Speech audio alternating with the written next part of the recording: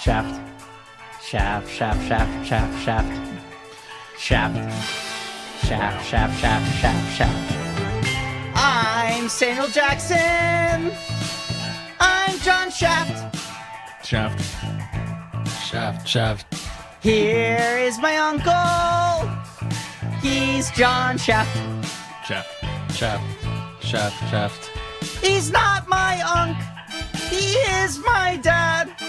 And now I have a son, and his name's also John Shaft. Shafting the shaft. Wait, so the song was secretly about the 2019 Shaft the whole time? I went through a couple drafts of the song because I felt like I was worried about making it feel a little too focused on the Tim Story movie, but I felt the need to upfront acknowledge how bizarre the relationship between the three films just titled Shaft is. It really is a lot. What was the melody there? The theme to Night Court. So, Demi... Got it. The first episode we ever did that wasn't about Star Wars Episode 1, The Phantom Menace, back when we thought this was only going to be a podcast about Star Wars Episode 1, The Phantom Menace, was, of course, about David Dobkin's motion picture, The Judge. Sure. So I thought it would be funny to call that episode Judging the Judge and write lyrics to the theme to Night Court for that episode. Then some point in that episode, I promised that we would do an episode on Ang Lee's Hulk one day called Hulking the Hulk. So when we did that years later, I sang a Hulking the Hulk song. How have you not done that for every episode since? I want to make it count, and this felt like the right one. You only busted out for the big ones. This felt like the right one because this is a song with a famous theme song, a movie with a famous theme song. It's a swerve, one could say. Yes. Right. Because Ben, right before we recorded, texted, should we try to come up with a Shaft version of the theme song? And I said, no, I got something planned, which is instead of doing what people would like, sure, let me do the Night Court theme song again. Yeah, you gotta make them wait for it. But also, Hulk and the Hulk, Judging the Judge were both about the weird relationships between the father and the son. That's true. And of course, this is about the weird relationship between uncle and nephew. Sorry, I mean father and son. They're actually father and son. Okay, so David, you told me you have not watched Shaft 2019. I have not, but I do know that it retcons the very important piece of information that Shaft 2 is Shaft's son, not Shaft's nephew. Demi, have you seen it? I have, and I'm ashamed to say that is the first Shaft I ever watched, back when it came out. I was in New Zealand when it dropped, and it was on Netflix for free there, so I was like, yeah, let me check this out. And I immediately was like, this sucks. It's bad. It's very bad. I feel bad because I have a hate-love relationship with Tim Story. I think he gets a little... He's very much like a studio gun, but I think sometimes he turns out on not as bad as it's criticized thing. And I do think Shaft 2019 is bad. Barbershop is good. Barbershop, yes. Ride Along is fun. That's my thing with Tim Story. Okay, I was thinking this while watching this, is like Tim Story is this guy who both I feel like needs to be defended a little bit and also needs to be attacked a little bit. Like you're like, there's no middle ground for him. And you know what? Fantastic Four, enjoyed it. See, I hate those movies. I get it, and I would never argue with someone who says they're bad, but I do feel like that in that period of superhero film, that one was very fun to me. And also, just where is Jan Griffin now?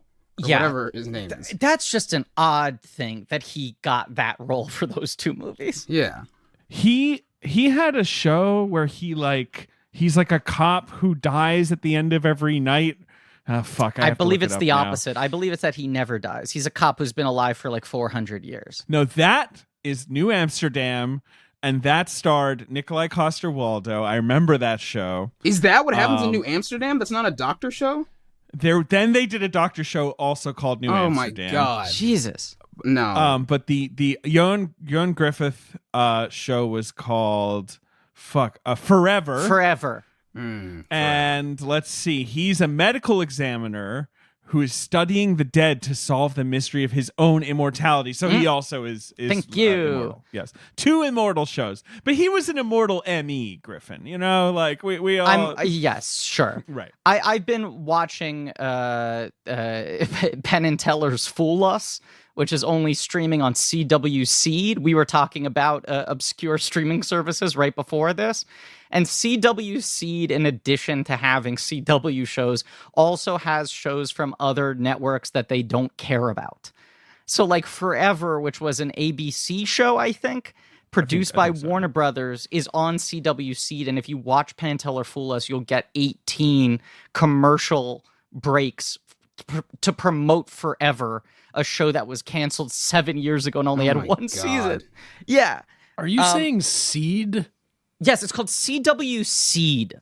That's a insanely bad name. Yes. Yeah, I don't understand the name there.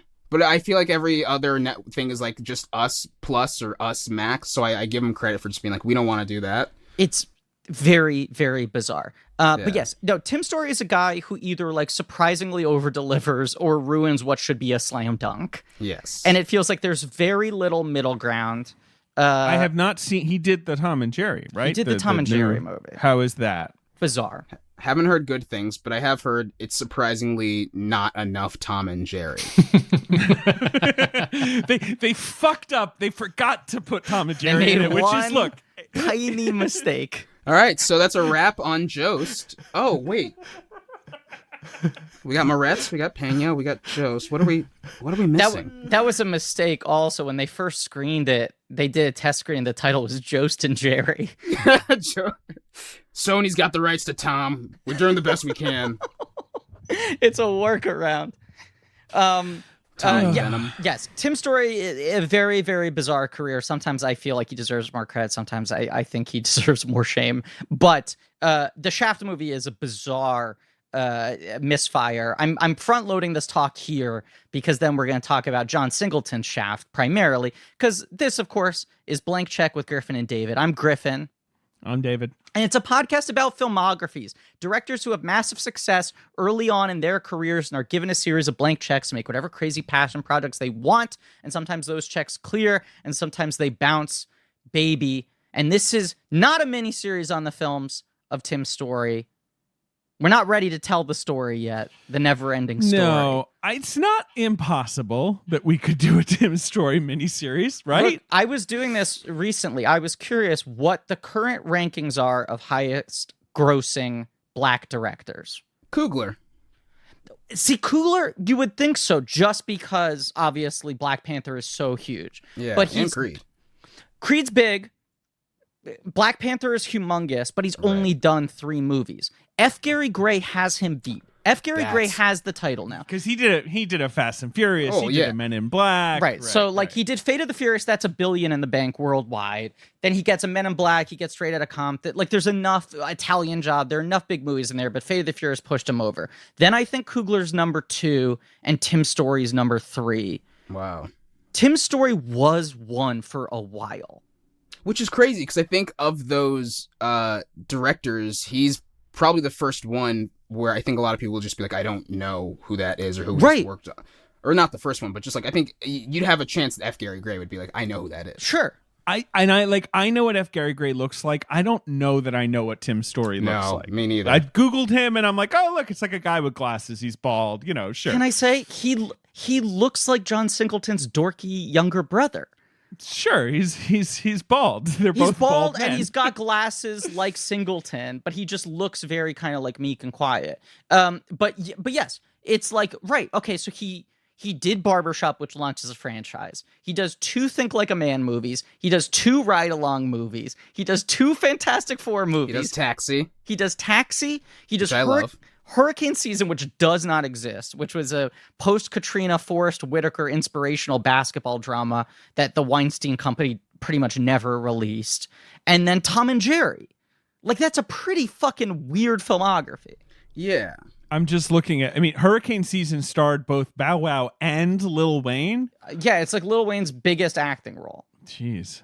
He's second billed. The crazy thing is that none of these movies feel like him taking, just building up. So, he doesn't feel like he's done a blank check movie yet. These all feel like for studio. No.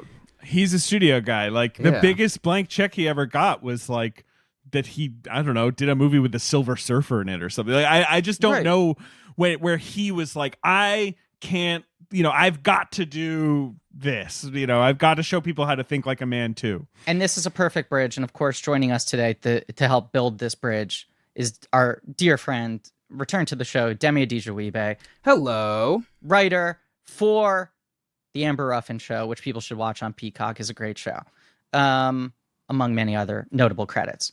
But that's the big difference, right? Is that Tim Story is the ultimate company man, and he'll be like, yeah, I wanted to do Ride Along. I love my buddy Kevin Hart. I'd like to make a movie that makes him a movie star, right? He'd be like, yeah, I was a Fantastic Four fan growing up. I liked Tom and Jerry cartoons growing up. But none of the shit feels super personal ever. Mm-hmm. It doesn't feel like he necessarily has a personal statement within him.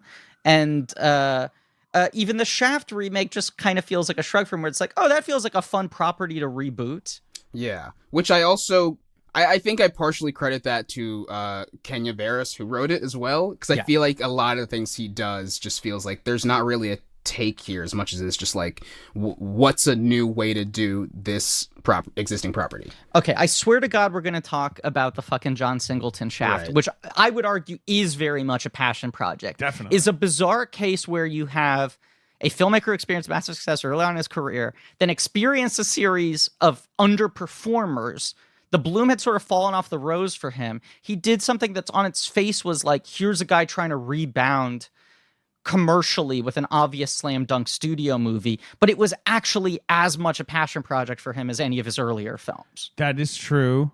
But as you say, right, it's like, this was kind of I remember when this was announced and I was like, a 13-year-old movie nerd, I was like, oh, Samuel L. Jackson is like the new Shaft, like brilliant. Like I'm so excited. Money in the for bank. That. Like right. That's a great idea. It was exciting. People honestly, when they announced the fucking new thing with 3 generations of Shaft or whatever, I was like, oh, that could be good. And then obviously it was not good, and that happens. But I was excited for that. He's such a slam dunk Shaft that it's so clear that they were like, there's no new person that could fill that role. We have to make him also the star of the 2019 one. Even though they're like, it's another generation. It's like, he's not the focus. The new kid is not the focus. It's like, let's bring back middle Shaft. Yeah, isn't the new kid, they're all just like, hey, get out of here, you twerp. Like, they're just like, kids nowadays, it's such a... It's so bizarre. I could talk forever about why I think it's like first of all, a perversion of Shaft. It just feels like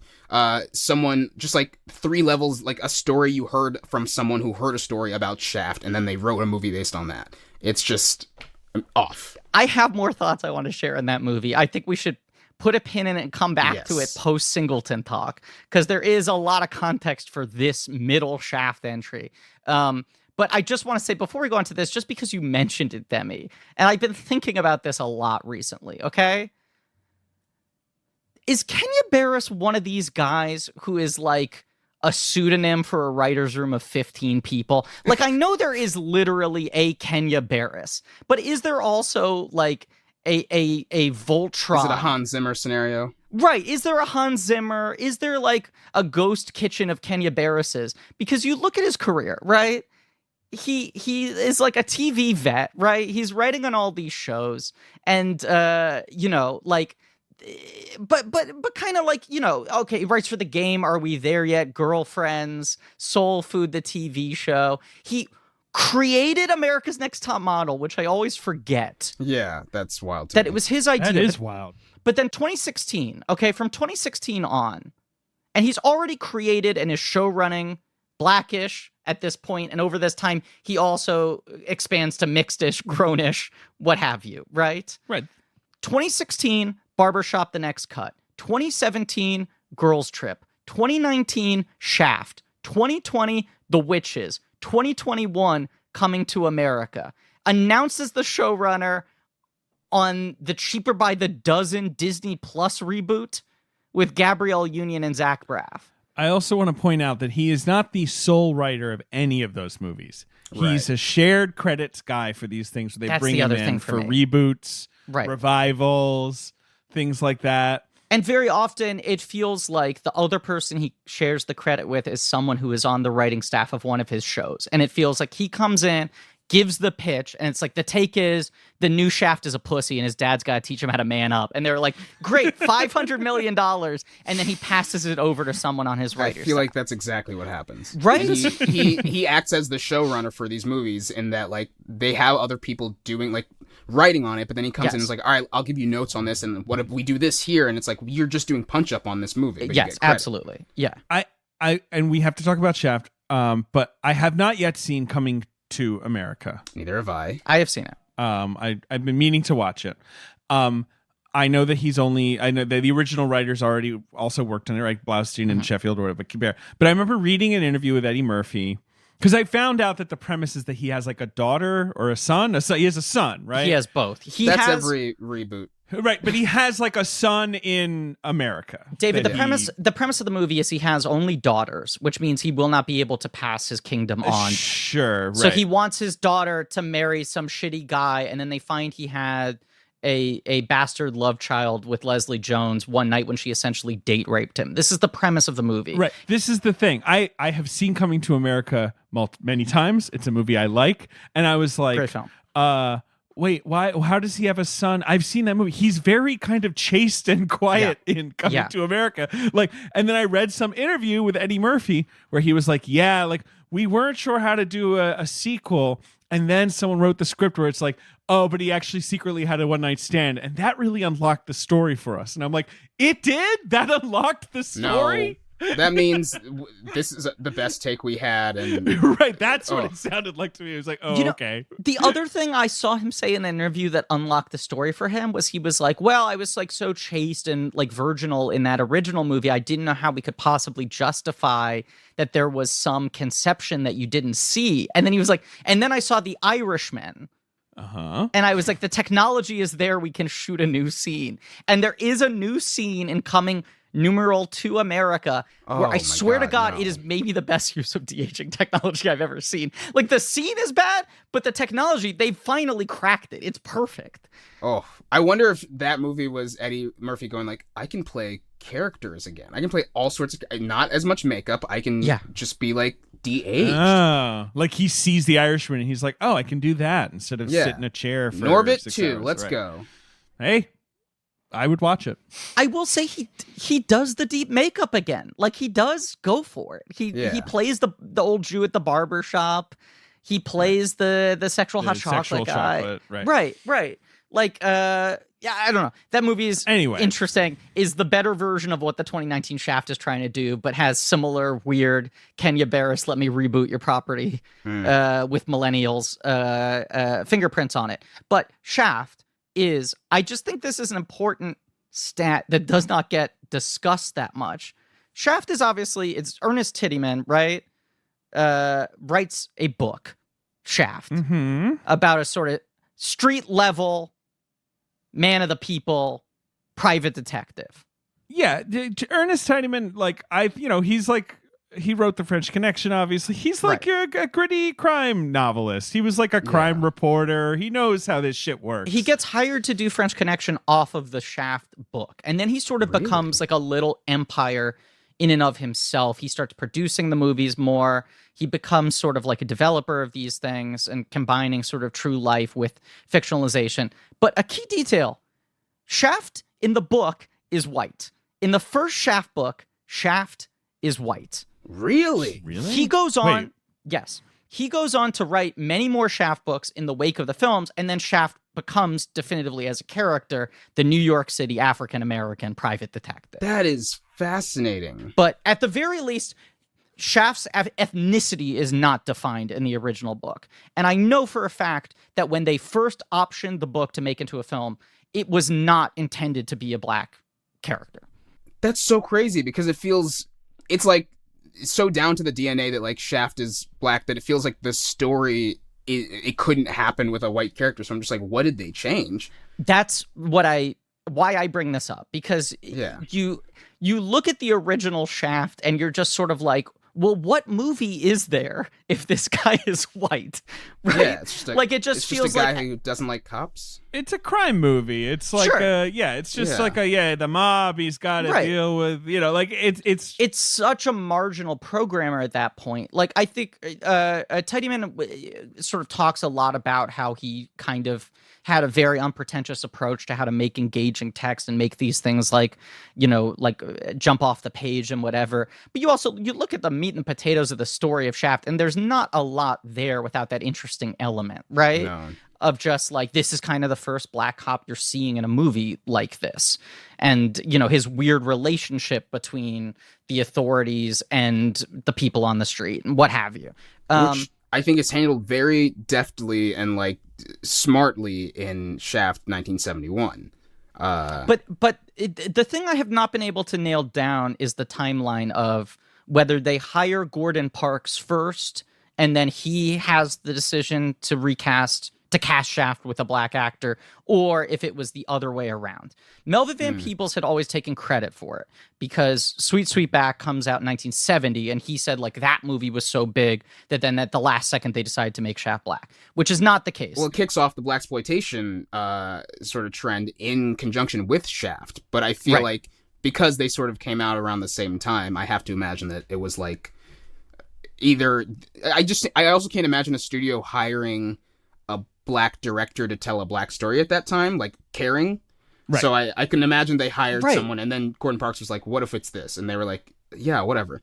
That's my gathering of it, because yes, I think like Sweetback and Shaft were two separate things happening in two different silos that culturally came out within 9 months of each other, and sort of then within like 3 months of each other. They both came out in 71. They're wild. very close together. Yeah, they don't. Damn. As you say, right? Like Sweetback is that's an indie. That's the indiest of indies. Obviously, he's selling his bodily fluid. That's Robert Rodriguez, but it's like that kind of a situation where Shaft is a studio movie. It's MGM, right? yeah, and it's the movie that kind of saved MGM, one of many films over many decades that saved MGM when they were on the brink of like bankruptcy. It was like a real revitalization, but like, Shaft is very much a programmer, right? It's like it fits into this model of this kind of like private dick movie, but with this electric performance, with Gordon Parks giving it this sort of like New York City electricity, and obviously the score. It's so good, right? And then like Sweet Sweetback is like a primal scream. Like it's barely a narrative film. It is Right. so much more experimental than I think most people realize. And it is just sort of like a chaotic story about like a force of nature. And then I feel like those two things combine to get these sort of like outlaw vigilante blaxploitation movies that like then becomes the model with like Fred Williamson movies and Pam Grier films and all these things that pretty much start the year after this, like the real capitalization. Right, 'cause Shaft is not that lurid. Like obviously the No. song is incredible. I mean, Shaft rules. It's the best. I've seen it so many times. I just like it as a New York movie. It's a great neighborhood. I like, him walking around. He's so hot. He's just like insanely hot. The turtleneck. I couldn't stop taking note of just how good his skin was. Also, like for a movie at that time to like be able to see someone's skin and feel like, whoa, it's not like smoothed out by film. It just looks really good naturally. Like when he's close. Anyway. It's a good point, Demi, where like, this is a thing that people far more knowledgeable than me have discussed at length, and you should do supplemental research into what I'm about to say. But like the very creation of film as a technology inherently had a lot of racial bias in it. Totally. And was sort of chemically developed around white skin tones, and notoriously black skin tones were really, really hard to capture for a very long period of time. And that is a thing that is very striking in the original Shaft movie, is you have Gordon Parks, who was this like kind of polymath genius, master of all trades, but notably was like a very, very famous photographer. And you really feel like this is a movie where someone actually knows how to capture the African-American complexion on camera, especially when you're dealing with like New York City kind of verite style night shooting. It's pretty striking. Well, with that knowledge, maybe it is possible they were like, we want to do this with a black lead. We need someone who can shoot black people well. And they were like, well, let's get this photographer who's famously doing it well. But again, don't know. I think Parks is the one who wanted to cast Roundtree. I now wish I had sort of looked more into, but we're going to talk about the Singleton Shaft up, right? Yeah, right. I was trying to get definitive answers in the timeline here, and I couldn't. It's weirdly hard to pin down. The reason I unlocked all of this and knew all of this, and this is a humble brag, but Michael Murphy, the great character actor Michael Murphy, who is a regular of Robert Altman movies, in Brewster McCloud, which comes out in 1970, plays Detective Frank Shaft. His character is like a Bullet parody, but he's a guy who wears turtlenecks and the double shoulder holsters and is known for being super smooth and super slick. And it's funny because it's like the year before Shaft, and other than being white, he has a lot of the similar characteristics of Shaft as a character. Some years ago, they were releasing a Altman biography. And I went with my father to the party where they were after the book had launched. And it was like a lot of other Altman family people there. And I went up to Michael Murphy because I'm such a big fan of Brewster McCloud and was just like, I'm just a big fan. End up talking to him for a while. And I was like, no one ever calls out the fact that you were the original Shaft, which I said kind of half jokingly. And he said, how did you know that? And I went, what do you mean? I mean, like in Brewster McCloud, you play a detective named Shaft the year before Shaft. And he went, oh, I didn't even put that together. I thought you were talking about the fact that I was supposed to play Shaft. What? and he like secretly was circling the role of Shaft. Like they were aggressively pursuing him. They wanted him to play Shaft. Wild. And I love Michael Murphy, but he is notably kind of, his stock and trade is that he is super white bread. I don't think the movie would have been as much of a hit. I feel like it would have faded into obscurity. It would have been any other cop movie, Yeah. And Gordon Parks is like the Learning Tree is. It's like 69, I think. Yeah. Like late 60s. Is this landmark movie? Yeah, well, the Learning Tree is like the first American movie made by a black man, like basically, right? Like, yeah, pretty much. I mean, it is. It's interesting. Like, again, I feel like it would be a whole episode to talk about the 71 Chef, because like I think MGM hired like a black PR firm. They like realized what they had on That's their the thing. hands. After Sweetback comes out, they reframed sort of the whole marketing of the movie. Right. Right. I mean, Shaft also has the greatest second tagline. Shaft's his name, Shaft's his game. Like, where you're like, it is. What does that mean? Yeah, okay. It is his game, though. I know. Everything. The logo is the best. The only thing that's weird to me about Shaft is that they only made 2 sequels. And there's not really a big story for why that is, because both Shaft in Africa was kind of a bomb, but you could have done more Shafts. I think I don't know what happened there. They did a TV show that didn't go anywhere. I think that was part of the problem. I bought that box set and thought optimistically I was going to make it through the 9 Shaft TV films. That was optimistic. Way too optimistic. But they tried Did I watch any of them? No, I did not even put the disc into the player. Did you watch the movies? Yes, I watched every Shaft movie in preparation for this. Right, yeah. I did too, except for the Tim story. Yeah. They tried to make Shaft into like Columbo. It was like, it'll be 90-minute CBS movie of the week, Shaft solves one mystery kind of things, and they're a lot more rote. That would be brilliant if Shaft's entire thing was his detective process, instead of just being like a guy who doesn't like the police and is just sort of like, I don't know, overly sexual, and also just like, I don't know, he just sort of shows up places. He's chill. Yeah, we're just following like the world's most basic investigation through these movies. Right, and he'll like go see some mobster, and the mobster will be like, "Hey, fuck you," and Shaft's like, "I don't think so," and you're like, Shaft isn't scared of this guy. He never fires first. He's always like defensive. Definitely, it's like, I don't know. I think, which is something that, and we'll get into Shaft 2000, but I think they really changed that about the character in a way that does not sit well with me. They change a lot that I'm just like, I think it's a problem. Look. There is no weirder way to watch the Singleton Shaft than having watched the first 3 Shafts in 2 days, which is my God. Because that you are like, wow, this is, and it's just a whole other thing. Like, this is just not Barely Shaft at all. Like thematically, spiritually, and politically just unaligned with the original Shaft in so many ways that right. I imagine Gordon Parks watching and just being like, I'm so fucking upset. I am, because he's in it too. Yeah. So he must have he probably went to the premiere or whatever. Yeah, was he like, yeah, I loved when he said Giuliani time. Like, oh my look, we'll talk God. About it. Well, I just imagine he's like, I don't have any control over this. It's going to get made whether or not I am involved. Right, sure. So I'll be in it.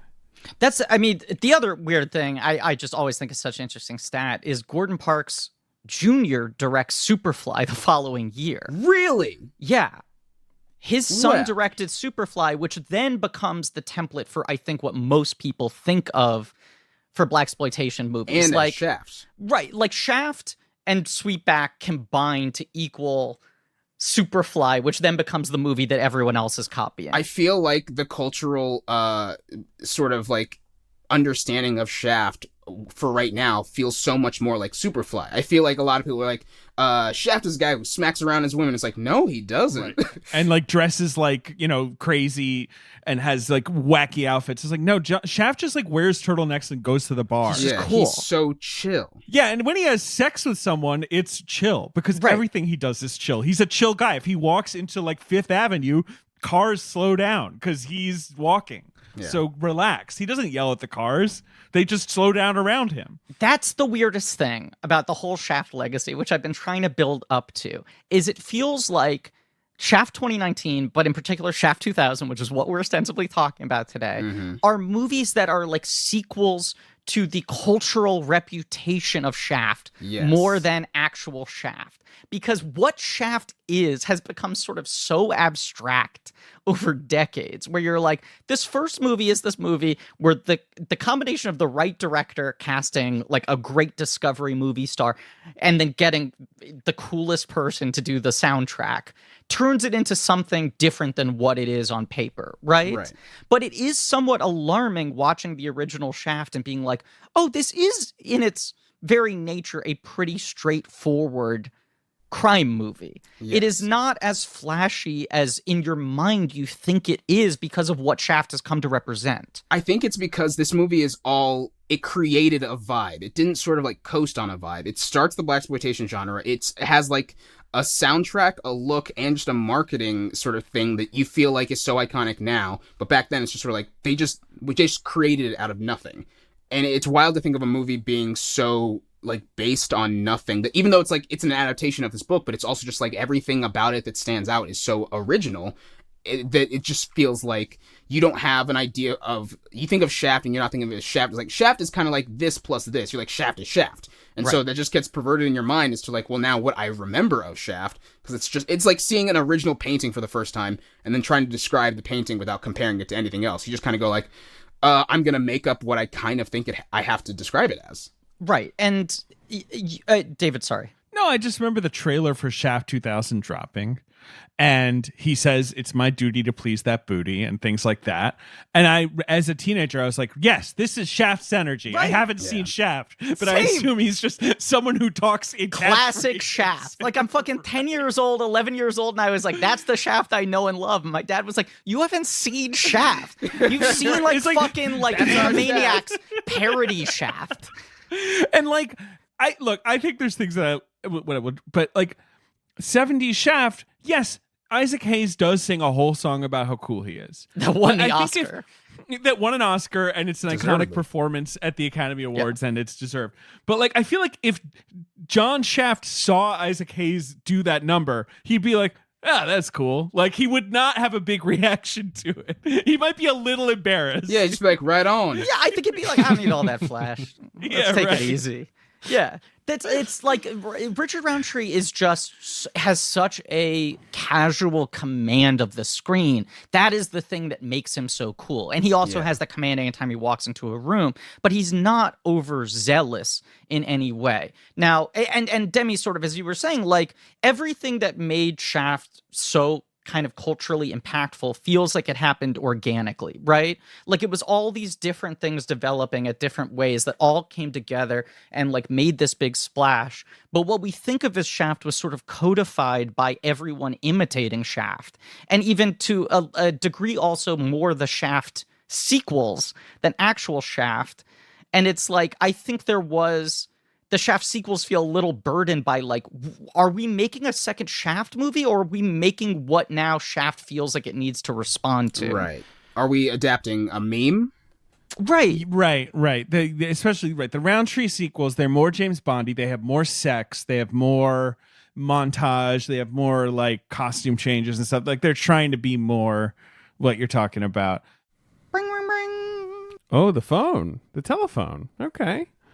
The phone, God, the phone hasn't rang mid-episode record in a while. I feel like since before you became a father. That's a weird... That's right.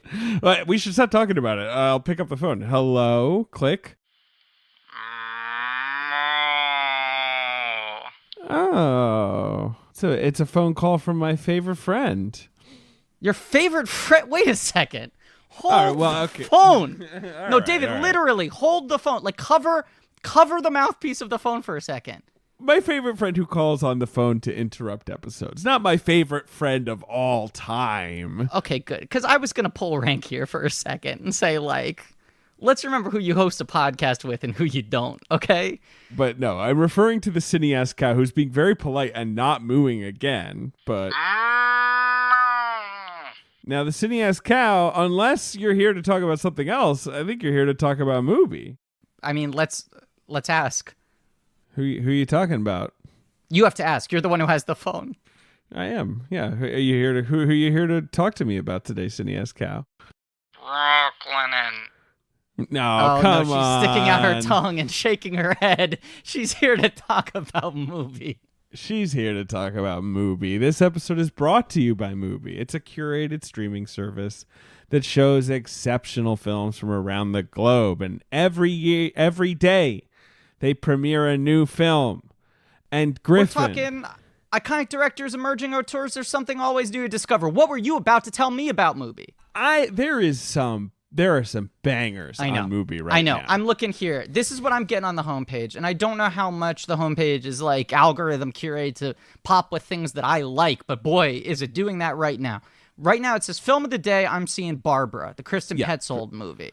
Who doesn't love Christian Petzold? Check all his movies out. There's a whole Petzold thing. They got Phantoms Among Us, the films of Christian Petzold. I've never seen Barbara. That's an embarrassing blind spot for me. Phoenix, one of my favorite movies for the last 10 years. Nina Haas in Phoenix, I nominated as one of my favorite actress performances of the last decade when we did our best of the decade blankies. Yeah, no, I know. They've got a lot of Petzold right now. They've got Transit, they've got Barbara, they got Jericho, they got The Stand. I mean, they got a lot of Petzold, so that's cool. Here's some recent films of the day. Tucker, The Man in His Dream, a Coppola movie that's essentially a movie about getting a blank check, right? Like trying to make a blank check project. Really good movie. Really good sort of like late passion project for Coppola. You got the original Ring, Nakata, Hideo Nakata's Ring, which is so scary, genuinely really, really scary. I'm seeing here things, Woman on the Beach, your beloved Hong Sang-soo. You got the Petzold series we mentioned. Got Trees Lounge, Steve Buscemi's debut film, highly underrated. You got Starlet, Sean Baker's Starlet. That's the one I was going to bring director up. of Yes. Tangerine and The Florida Project. It's a very, very good movie. And this is just a cursory glance. They have a lot of stuff. Yes, this is the thing about movie. Very often you'll see something like Starlet where you go like, I love Sean Baker. That's a blind spot to fill, you know? That's an early film by a director I love, or one that maybe didn't get a proper distribution in the U.S. Martin Eden. What's About Time in Anatola? I mean, I'm just looking at things right here on the front page. Look, it's every film on Mubi is hand-selected. It's your own personal film festival. You can stream it anywhere, anytime. And you can try Mubi free for 30 days at mubi.com/check. That's mubi.com/check. You get a whole month of great cinema for free. And that's all I've got to say. The cow's gone quiet, but she knows I'm right.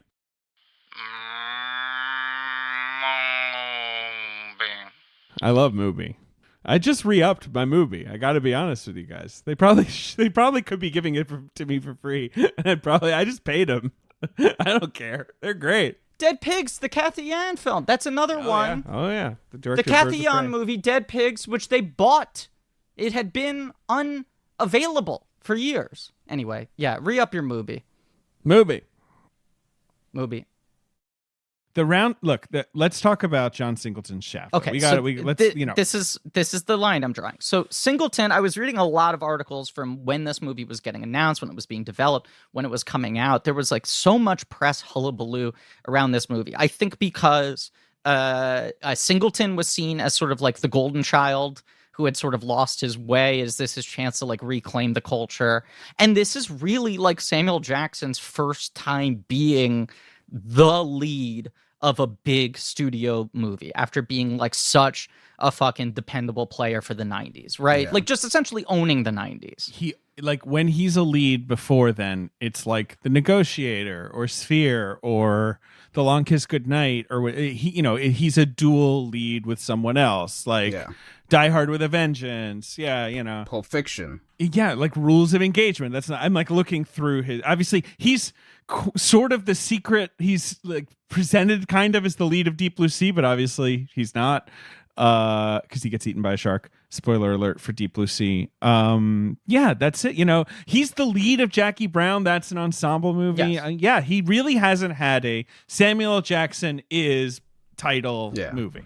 Right. So I think there was that feeling of it being overdue. And Singleton talked about that he felt like this movie was like his destiny, that he saw the first Shaft when he was 3 years old. His father, who was a little bit of a fabulist, is obviously the character that is the guy who inspired the Lawrence Fishburne character in Boys in the Hood. His father used to claim that Shaft was based on him. And he was like, you were a detective? And he was like, no, but I lived in New York City and I walked around cool. I think someone must have seen me. That tracks. Hard to dispute. Yeah. Ernest Tidyman's like at his desk, like hammering on a typewriter. He sees him walking around. He's like, oh, that guy's walking pretty cool. I'm going to make him white in this book, though. I'm going to make the second book be called Shaft Among the Jews, which is truly the title of the second Shaft book. Why did they adapt that one? They're gonna. They're gonna get work to on it. that. I would love for Kenya Barris to be in charge of that one. Yeah. Yeah. That would be. He's like, all right. But yes. So Singleton was always like, I love Shaft. Shaft was like James Bond for me, right? That's the thing. That's the key to this movie, I think, is that you have someone who has a very young child imprints upon this character and is like, this is our superhero. And to some degree, the film we end up seeing decades later is him making his like little boy fan fiction of Shaft, right? Here's the other thing, though, that I feel like has to be, it is not much mentioned, but Singleton's other passion project, he gets attached to Shaft in 96, is a Luke Cage movie. And this is kind of a Luke Cage movie. Yes, like, that's the other thing. Like kind of the like super guy in Harlem busting things up. Like it's, and I feel like he's just sort of got that he just wants to make kind of like this like larger than life movie. He wants to make his black superhero movie. And like he for a period of time was trying to do Black Panther. He wanted to do it with Wesley Snipes. I need to find the interview where Wesley Snipes talks about it. It sounds terrible. Like Wesley Snipes was like, I love John Singleton, but that was a really, really fucking bad pitch. I'll give you, let me tell you what Wesley Snipes said the pitch was. Yeah. He was like, I pitch classic Black Panther, secret world in Africa, technically advanced society, yada, yada, yada. And John is like, no, I wanted to have the spirit of the Black Panther, and he's going to get his son to join the Black Panthers, and they have like political strife, and I want to like make it be all about the civil rights movement. And Wesley Snipes was like, have you read the comic? I don't think any of that's in there. Like, I think you're just talking about a different movie. Like, that's the most he described it as, basically. Thank God. I love John, but I'm so glad we didn't go down that road. The line here that's incredible is he and his son have a problem and they have some strife because he's trying to be politically correct and his son wants to be a knucklehead. Oh, hate when that happens. That pitch is basically Shaft 2019. Yes. It is. Yes. Oh, yeah, no. that's what's fascinating about it. But yes, Luke Cage was a much better fit for him. He wanted to do it for a long time. Even through like the mid 2000s, post X-Men and Spider-Man, he for a long time was saying that he was going to do it with Tyrese because Tyrese became his guy. But it never materialized. This feels like absolutely correct. The culmination of those two desires, right? To make the movie that he imagined in his head as a little boy, reading Luke Cage comics, watching Shaft movies. He wants to do it with Don Cheadle. That's his big thing. When he signs on to do the project, he's talking the trades. I love Don Cheadle. I think he's the next big movie star. And his rep at this time is Traffic, or no? Pre-Traffic. The same year. Okay. Traffic's the same year. I mean, his so rep, who is Don Cheadle to the world at this point? That he's like, I love this guy. he's like a great Devil in the character blue dress, actor. Right. Okay. Right, yeah, out of Right. sight. You know, like he's coming along. He's in Rosewood, obviously. Right, that's the thing. He's in Boogie Nights. Like, Right. good directors have recognized that he's an amazing character actor. Devil in the Blue Dress was the thing where people thought he was going to get an Oscar nomination. He didn't. But he was certainly not being positioned as a leading man. Which is wild because I feel like this movie doesn't exist without Samuel L. Jackson doing Pulp Fiction. Yes. I feel like the cultural understanding of Shaft is so much of what he's doing in that movie with all the like, do you speak it, motherfucker? And then like, I imagine people seeing that and being like, oh my God, Shaft. It's a two-pronged thing. It's that Sam Jackson was like the right star to conceptually reboot this with, where the studio was going to sign off on it. And two, Jackie Brown. Weirdly, I was just reading all these interviews where they talked about the fact that he had wanted to do it, that no one had any interest. He was never actively developing it, but he always was like, I would love to do a modern Shaft. And then Scott Rudin at Paramount at that point in time. I don't know why Paramount has the rights to Shaft, because the Shaft rights are confusing. I've got it for you right here. Ooh, somebody did a Google. All right, so this movie was in MGM's. It was MGM's, and then they sell it to Paramount. Singleton said he made them sell it to Paramount because MGM wouldn't give him a big budget. They thought it would just be a quote unquote black movie. Like he basically curses out MGM. And so MGM kicks the rights to Paramount.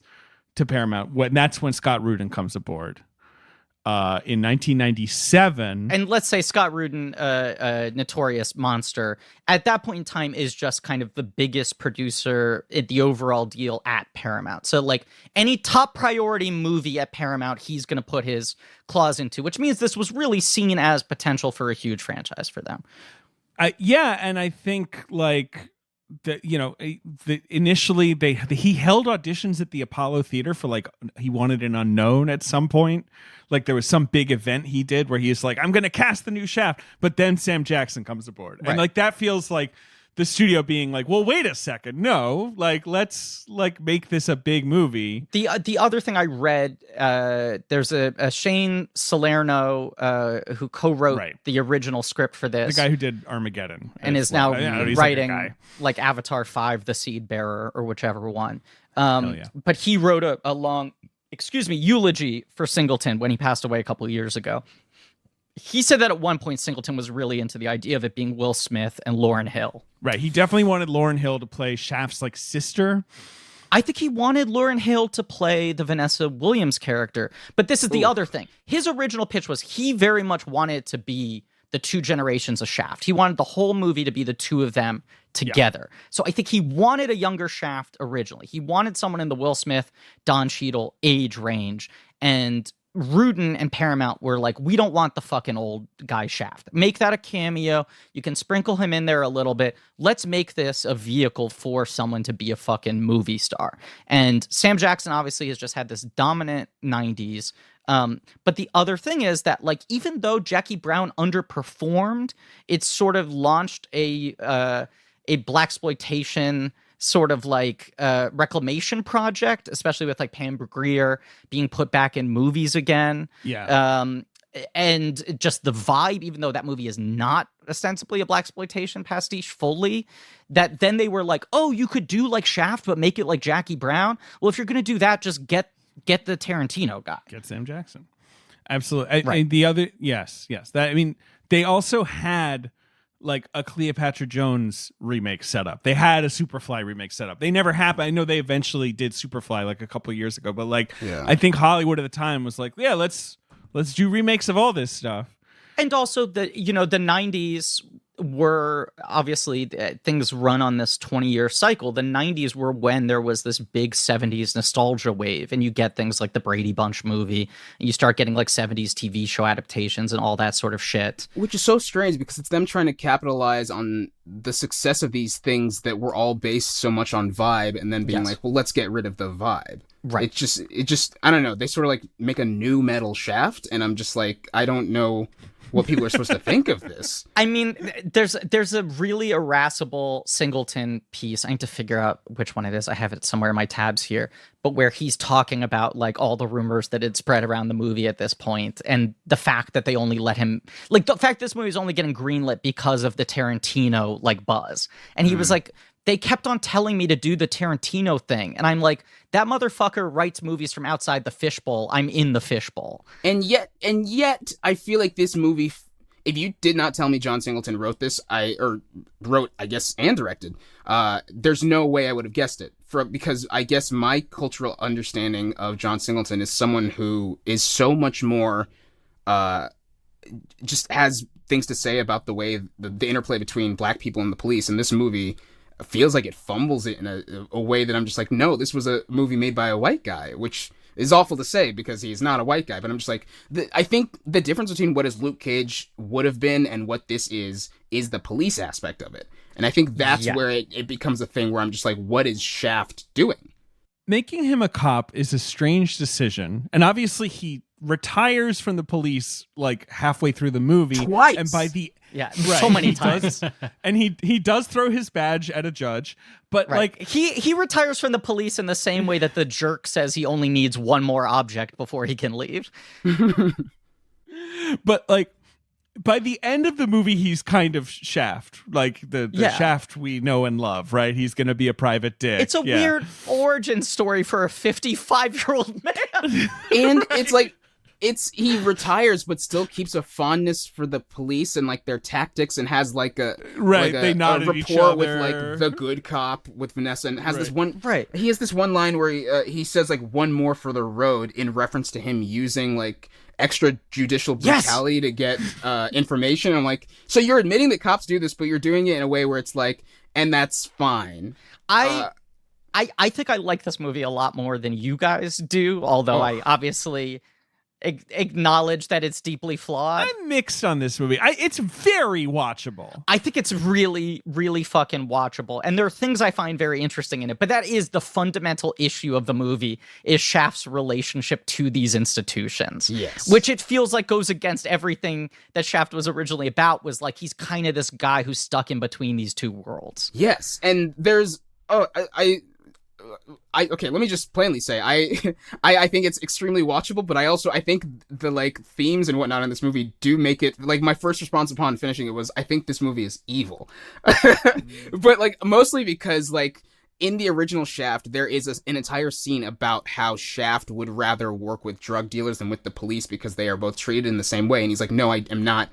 He's like, he has like a sort of rapport with a guy on the police force, but he's like, I do not help you. I do not work with you. You guys can go and fuck yourselves. And in this one, he is not only a cop that retires multiple times, but when he does retire, he beats up a black drug dealer on the street for like no reason, kind of. And then there's a cop driving by that as this is happening, and he sort of like nods to them as like, hey, this is the job. And the cop nods back, and you're just sort of like, what? Okay, so this is going to be subversive. They're going to comment on this. It's like, no, he's using police tactics, and it's like pro-brutality in a way that I'm just like, this isn't Shaft.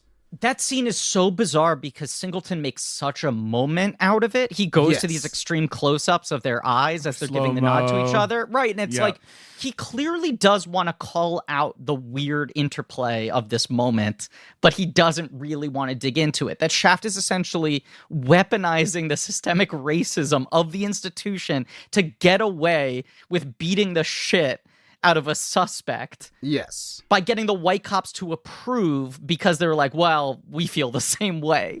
And he pretty much only brutalizes black men in this movie. Yes. So it's just like, well, what? And Christian Bale. What's... And Christian Bale. Yes. Although that feels like it's like, I don't know, he slaps Christian Bale and then Christian Bale's fine for most of the movie, and then it's like drug dealers and just like fucking black henchmen and all these things where it's like the amount of Black Death in this movie that is caused directly by Shaft is psychotic. It is wild how violent he is as a character. Look, all the Shafts have gunplay. Like it's like, because I was watching this movie and I was like, God, they're really like shooting the shit out of each other in this movie. There's lots of like, squibby, bloody death in this movie. And I was like, I had just watched the other Shafts. They do always shoot each other. It's not like it's not there, but for some reason they just feel a lot less intense. Or whatever, a lot less visceral. I think it's because in the originals, it's mostly defensive. And when it goes wrong, they have a moment where he sort of is like, oh my God, all of the damage that's been done to this community. And like the score gets solemn and whatnot. And this one, it's none of that. It's sort of like, I did what I had to, and then they move on. They're just like, we don't have time for resting and also on that this. it's all done with this fucking kind of like wink and a smile, like 90s action hero quippy one-liner kind of like irony and distance, That's definitely part of it, just the general 90s action hero thing of like shoot first, ask question. Like that is, obviously just like a prevailing mood. But it's also this like Giuliani era kind of like, well, we have to clean up the streets somehow attitude. That is like boiling away. It's a weird thing. This movie, like you said, Griffin, there's this Singleton script, which I think he wrote with Salerno. He brings on Salerno, who at that point is like a big spec script guy, but also had spent time like in the NYPD Blue Room, was known as being like a good crime writer. So he plucks him, he's 24, and says like, I want a white co-writer. I want to be able to get some different perspectives on this. They give the script to Rudin. Rudin says, this is a fucking mess. I'm bringing in Richard Price to rewrite this. Right, because like their script I think is more, as you say, the generational Shaft, like whatever crime movie, the family like two movie. Shafts. Yeah. And Richard Price, who is obviously a celebrated crime novelist, and he wrote Clockers, which had just been turned into a hit movie or whatever, but he's a white guy, gets brought in, and Singleton hates Richard Price. They did not get along. And Sam Jackson hates him too. There's this weird thing where it was like Jackson and Singleton weren't getting along. Neither guy was getting along with Rudin, and neither guy liked the Prince script. Yes. Like they were unified and having the same enemies, but also were fighting with each other, Jackson and Singleton. Yes, basically, Singleton's like, Price knows all the cop stuff and he would write that in fine, but he doesn't get Shaft. He doesn't get like the attitude. He doesn't get the flavor. Like he wasn't interested in like spicing the movie up or whatever. And so I think Sam Jackson and Singleton just come up with a lot of like riffs, which you can feel in the movie. Like there are just times when Jackson's like, I'm going to do a line. Like, the famous instance though, but this is what I was reading, is that like Jackson hated all of that shit, that he didn't like Shaft being so quippy. So like Price had taken all of that out of the script, right? And gave it like sturdy bones. But then the character was gone. And then Singleton would overcompensate. And then Jackson would go, that's corny. I'm going to look stupid saying that. So like the key example of that is the bar scene after the surprise party when he's talking to the bartender. I believe how Price had written it. Son. Yes. From, The Wire, many other. She's great. She hits on him. And in the script, the Price draft, Shaft goes, I'm tired. I have work in the morning, and walks out of the bar. And Singleton throws a fit, and he's like, Shaft would fuck her. Shaft will fuck everybody. You can't have him not fuck her. Shaft is never too tired to fuck. And then which is not true. Is not true. In Shaft's big score, there's a great scene where someone's just like, I get off at 4, and he's like just trying to get information, and she's like upset that he's like, I thought your attention was on me. He's like, I'm doing an investigation, not right now. But this, like, doesn't that feel like Singleton seeing this movie when he is single digits, and Shaft sleeps with 2 different women in the first movie, and it's like, oh my god, two awesome. sex scenes. Shaft fucks everybody. To be fair, he is described as a sex machine. He is described as a sex machine. That's fair. So, a machine. He's literally a machine. There's like a weird over-sexualization to the character of Shaft that is like clear, but I just think, he adapted it in a way that makes it feel wrong. But the thing I read is that, so like, Jackson on the day is like, I'm not coming out of this trailer. I'm not shooting this scene. The way Price has written it is dumb. It's like lame. And then Singleton comes to his trailer to try to appease him. And he's like, don't worry. I fixed it. I rewrote the scene. Here it is for you. It's my duty to please that booty. And Jackson's like, that's also wrong. And he didn't want to leave his trailer. And he didn't want to say that line either. Like, Jackson was trying to find some middle ground between the two. And by all accounts, it was like they had to drag him out to say that line. Yeah. He was so embarrassed. He hated that it was the trailer line. He still winces. I read some interview with him after Singleton's death where the interviewer like said, like, that's a cool line. He's like, really? No, I'm on his side.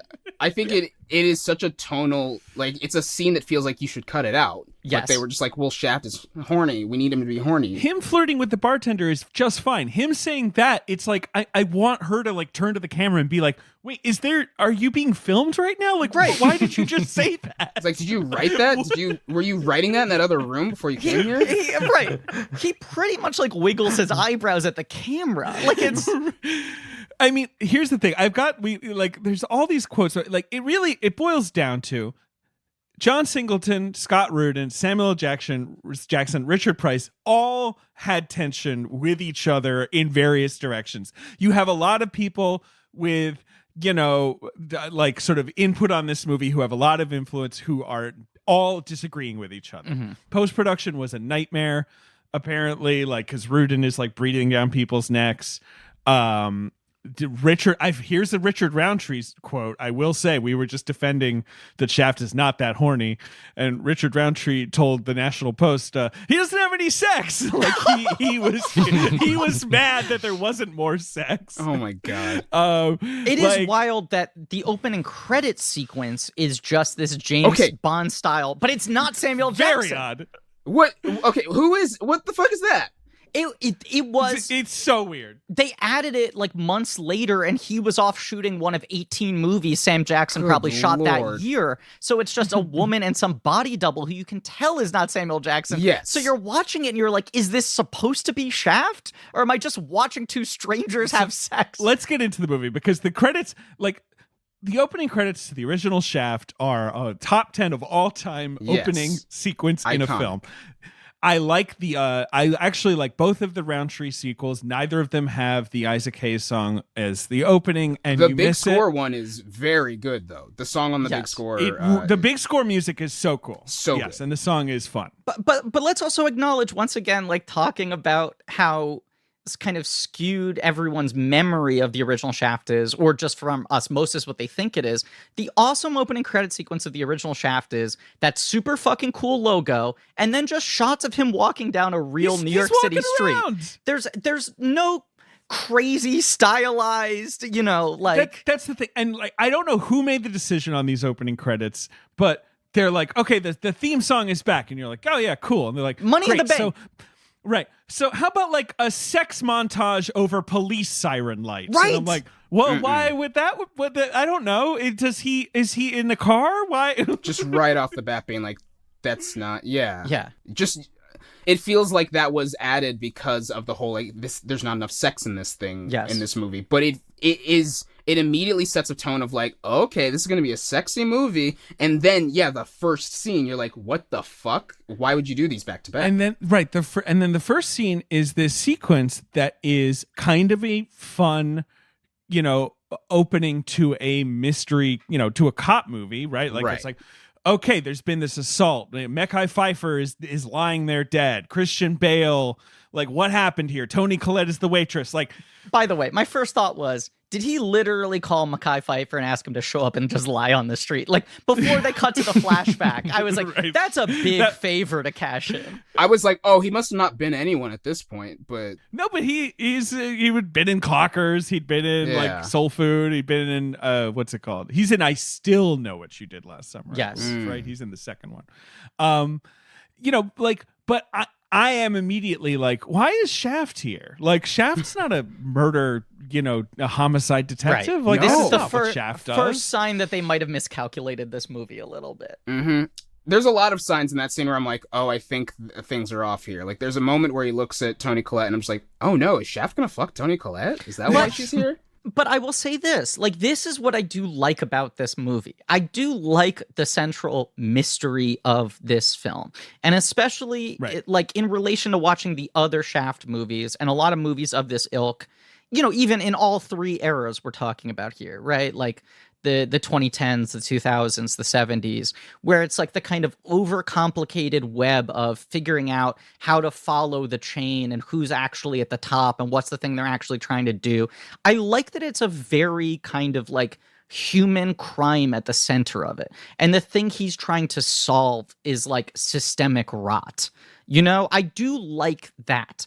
I like that there's not a mystery for him to untangle as much as there is sort of like him trying to figure out how to right this situation.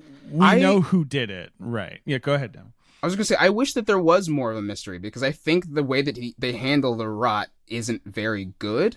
And it feels like it's sort of, I don't know, they have several moments where they sort of like show, okay, these cops are racist, and then they have the moment where like the case sort of it gets fucked and Christian Bale is let go, and he's sort of like, he throws his badge into the wall. But from then, the way that they proceed makes it seem like his problem is not with policing or as much as it is just like with the courts. And by the end of it, you feel like even though he's still not a cop, he's like very much in support of what the cops do. And it's just sort of, it's very few bad apples, and it doesn't sort of get to the heart of the idea of police handling of racism, or why, I think just him leaving the police system is more about him just leaving the justice system. And if there was a way that he could still be a cop and not have to go to court, he would, which is his way of just being like, I would love to just kill the bad guys. And I'm like, that's not Shaft. That's not what you're doing. No, this weird sort of like vigilante aspect to him, when he has the badge, it all just starts feeling really uncomfortable in terms of abuse of power, you know? Yeah. And like, David, you were pointing out just how much gun shit there is in the original Shaft movies too. It's like, it's not like these are recent issues, right? It's not like these are things that just have sprung up overnight, but you know, especially at the time we're recording, these things are being discussed a lot on a daily basis. As more and more of the country gets vaccinated, suddenly there are once again mass shootings every single day. And we just, you know, the Derek Chauvin trial, like just, you know, he was found guilty just last week. I do also just find the more I'm thinking about these things, the older I get, I have very much hit a point where I just am getting more and more uncomfortable with this kind of like, just kind of extreme gun violence and extreme let the cops do whatever the fuck they want sort of movie making. Even, especially when it's framed as like, oh, but he's cool. Yes, framing this guy as a cool cop the reason he stops becoming a cop is not because he disagrees with the police system as much as it is just like he's upset that the courts presided on this case wrong.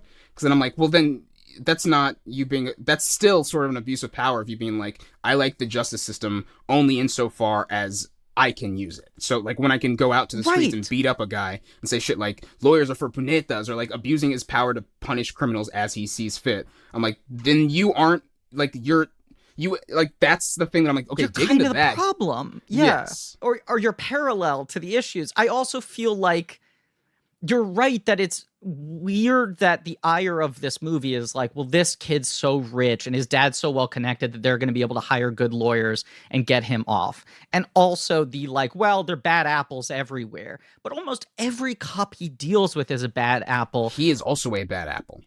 Yes, he's also a bad apple, and he doesn't really recognize the rot of the system itself. He's like, well, so many individual bad actors here.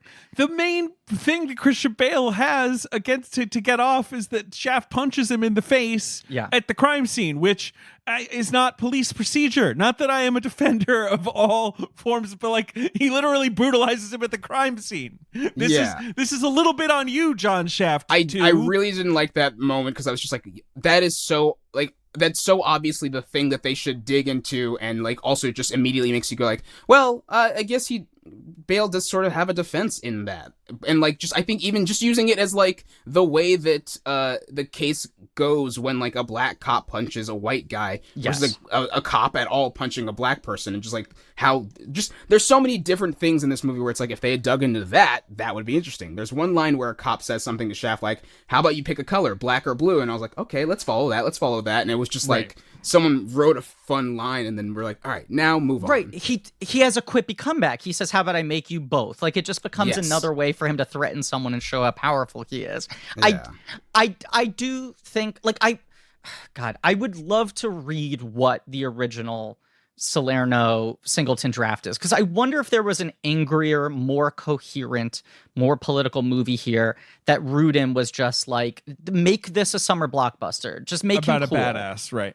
But the other problem, and I think this was is that there was some decision. I've read some interview with Jeffrey Wright, who is in this film playing a character called Peoples Hernandez, and we will talk about it, where they kind of beefed up Jeffrey Wright and beefed down Christian Bale because they were like, Bale is not compelling in this because he's guilty from frame one and he's just a jerk. So let's have the plot be like that he meets this, local drug dealer and hires him to kill a witness, and then we're immediately like that. Like then Bale is just a non-presence in the story, and it becomes Shaft, being about Shaft invading Washington Heights to kill a Dominican drug lord. Like that's what the movie is 90% about. Yeah, again, thematically, literally the opposite of a crucial scene in the original where he's like, I do not work with cops, I will work with drug dealers instead. So just, I was like, what is this plot? What is this plot? And like Jeffrey Wright's being told just as big as possible, buddy. Like fill the room so we know you're bad. I also I mean, as you said, I think they cut down Bale and they shot more stuff with Wright. Apparently Wright just popped in the test screenings and they were like, this is the character that everyone thinks is fun. As much of a focus on this guy as possible. Which I get. Yeah, because he's entertaining. I mean, this is a classic Jeffrey Wright performance in that you're like too much, but then you're also kind of like, I mean, it's kind of it's pretty watchable. Like I love Jeffrey Wright. He's a great actor. He is often way too much paprika on the sandwich, and it's no problem. I think I said in some previous episode that he is the one actor where it's like I enjoy eating his sandwich over paprika. Like it's part of the spice for him. He's able to give naturalistic performances, but he tends to go too hard, and that's a little bit of the fun with him. I mean, him in Source Code, the one that Paul F. Tompkins makes fun, where he's got, the crutches and the big hair and the glasses. Pipe, the Source Code, just not enough business. Bring in more business. I love it when he does. And then even in Westworld, where he's playing a robot who is quiet, you're kind of like, anytime he's on screen, you're like, this is way over the top, Jeffrey. Yeah. And he's not even saying anything. He's just furrowing his brow and mumbling. Here's another thing with Jeffrey Wright. Right. He makes mumbling feel like overacting. He also stop yelling, Jeffrey. He's also a guy, and I want to make it clear, I love him. He's one of my favorite character actors. But he's a guy where it feels like anytime he affects any sort of voice for a character, which is almost always, he kind of wants to show the work. Like it never is like, oh, look how well he disappeared into this character. Like even Westworld, where he's like, my guy's kind of gravelly. He's sort of, it has the same amount of effort as Christian Bale doing a Batman voice. Yeah. Well, it's also crazy that this is Christian Bale right before American Psycho or whatever, right? Right around the same. They're the same year, aren't they? I think American Psycho comes out this spring. And these are arguably the two performances that get him Batman. Like that's the most insane thing is he has American Psycho and Shaft this year. And then he becomes the internet's fan casting choice for Batman. Cause they're like, look, he plays such a good Bruce Wayne. And it's like, what are you revealing about yourself that you want the guy who's this guy's crazy, like psychos, insincere, like generational wealth brat psychos to be your Batman. They just see that he can be rich and crazy, and they're like, oh, his hair slick slicked back well. Yeah. I also looked around because I'm like, so Jeffrey Wright's just doing his thing. He's playing a Dominican guy. He's doing an accent. I googled to find so what's up with that? Leguizamo. Well, obviously the role was written for John Leguizamo, and he was cast and he left, I think, for Moulin Rouge. Moulin Rouge ran over schedule. Yeah. And obviously John Leguizamo would be a delight in this role. John Leguizamo has never not enjoyed hamming it up. Like, I'm sure he would be just what the film is looking for. But I found some interview with Jeffrey Wright where he's like, yeah, I just knew a guy who sounded like that. And that's what I was doing. And I was like, okay, Jeffrey. That's all I could find.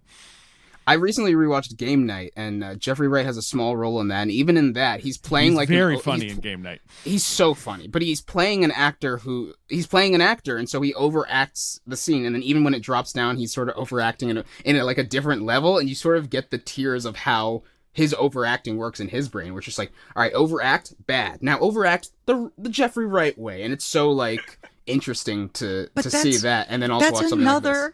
Modern Jeffrey Wright where he's doing the weird forced gravel voice. And I'm like, look, it's fun, but I wonder if you could just maybe give your throat a break for one movie and just talk like yourself. Because now every movie he's like, listen, I want to tell you something. Every performance, he's doing this. I almost wonder if he was cast specifically to do that to a level. And because it feels like him making fun of himself when he's just sort of listen up, man. Yeah. Oh, okay. And then he asks people what their allergies are. I love. Did you have a nice time rewatching Game Night, Demi? Anytime I rewatch Game Night, I have a great time. I think it's fantastic. I think it holds up. It's the best.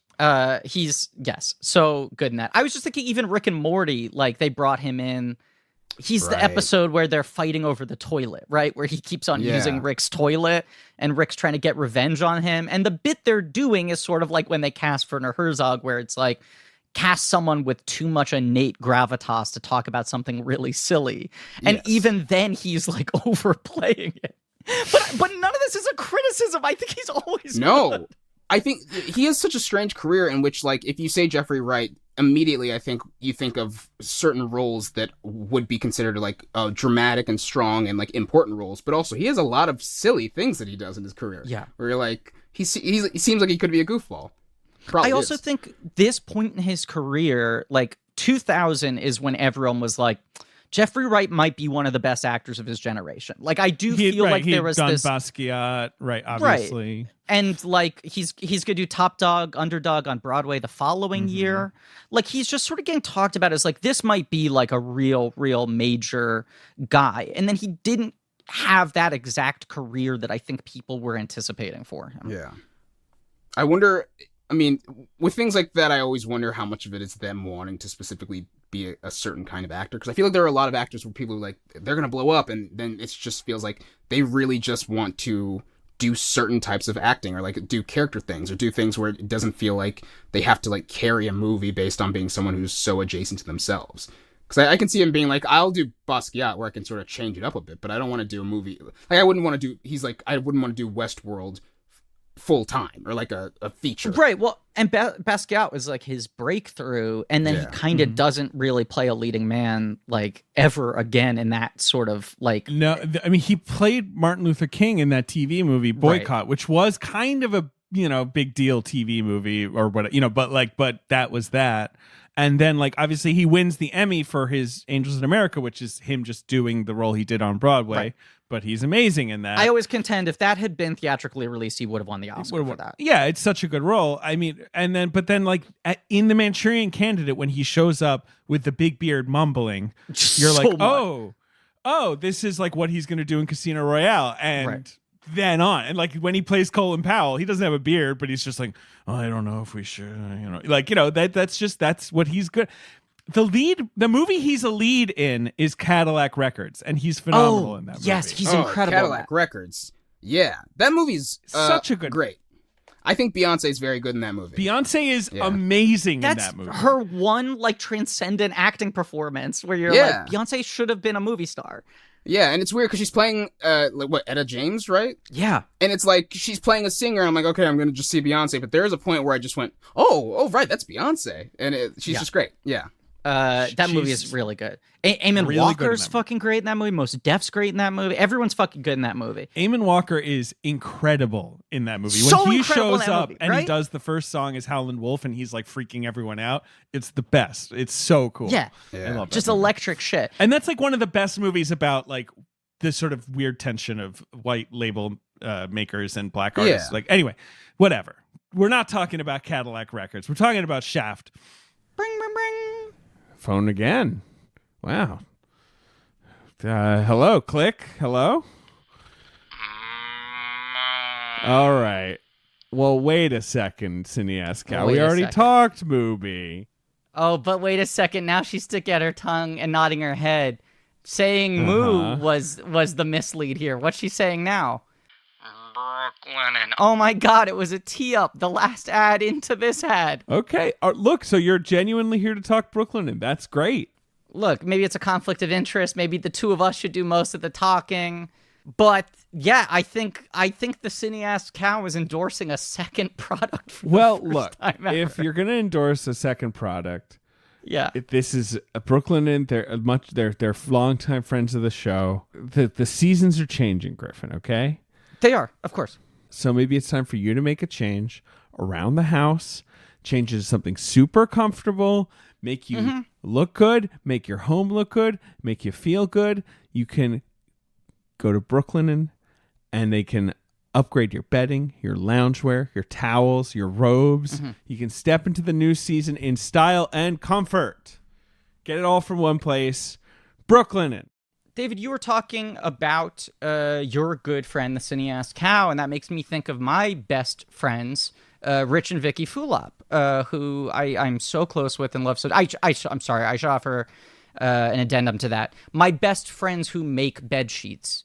I'm just going to say they're your best friends who make bed sheets, but they're also your best friends who work directly with manufacturers to make luxury available directly to you without the luxury level markups, okay? These are amazing products at a reasonable price.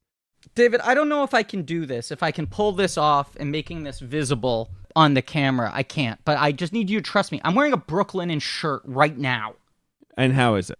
Unbelievable. The most comfortable shirt I own. They are very comfortable. I have several shirts from Brooklyn, and I've got some pants. I obviously have some sheets. I have some towels. I think I have a bath mat. Look, they're launching new products and colors and patterns all the time. The sheets are buttery soft and breathable. The towels are plush and absorbent. I've got a robe from them. Very cozy. Very cozy. And they're so Very confident in their core products that they come with a 365-day warranty. Fans are confident too. They've gotten over 75,000 five-star reviews and counting. And their customer service, clearly they get their 8 hours every night because they're a dream to work with if you ever have an issue. That's a good joke. Yeah, that is a good joke. Okay, 5 comedy points to whoever wrote the Brooklyn and ad copy. Look, if you want to give yourself the comfort refresh you deserve and get it for less at Brooklyn, and here's my advice. Go to brooklinen.com, use the promo code BlankCheck, just 2 words smushed together. Kevin Feige would love that. He'd think that was revolutionary. And you can get $20 off with a minimum purchase of $100. That's BROOKLINEN.com and enter promo code BlankCheck for $20 off with a minimum purchase of $100. That's brooklinen.com, promo code BlankCheck. Drop the space. It's cleaner. There's another crazy thing that I guess we should say.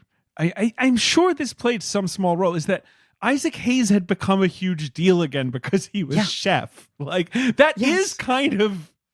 He really... Because Isaac Hayes really had like 10 plus years doing nothing.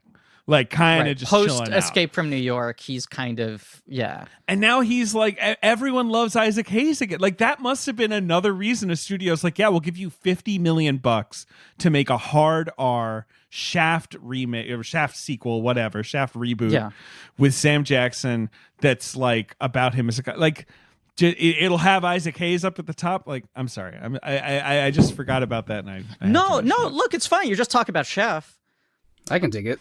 All right. No, but I do think that's true, and I do think just like I remember there being a lot of Shaft parodies, especially things using the song ironically around this time in the years leading up to it. Like, it felt like it had become a cultural meme to a degree that like 10, 11-year-old white boys like us, David, could see the trailer and be like, oh yeah, I know what this is. I think my introduction to Shaft was it being a runner on The Fresh Prince and me being like, oh, I get the idea of who Shaft is. Right.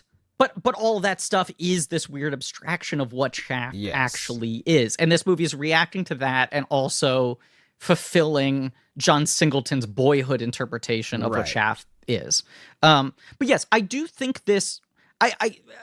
I understand what you're saying, Demi, that you wish there was more of a central mystery for him to solve. I guess what I want this movie to be in its best form is him figuring out how to navigate this fucked system without just barging into people's apartments and shooting them. Right. Yeah. Like, I do like that the movie kind of just lays all its cards out in this opening scene, right? You have this thing where you're like starting like deep in media res. Here's a guy lying on the ground. He walks in. Here's a bartender with blood. Here's this clear asshole who's guilty, right? Yeah. And then you get these flashbacks. Like, I do think the pacing of this is interesting. The structure of this opening is interesting with him casing it. And then how quickly he cannot control himself, punches bail, like gets himself on thin ice. There's something interesting of the setup to me of just like, the whole thing's laid out cleanly, and now he needs to figure out how to make sure justice is served.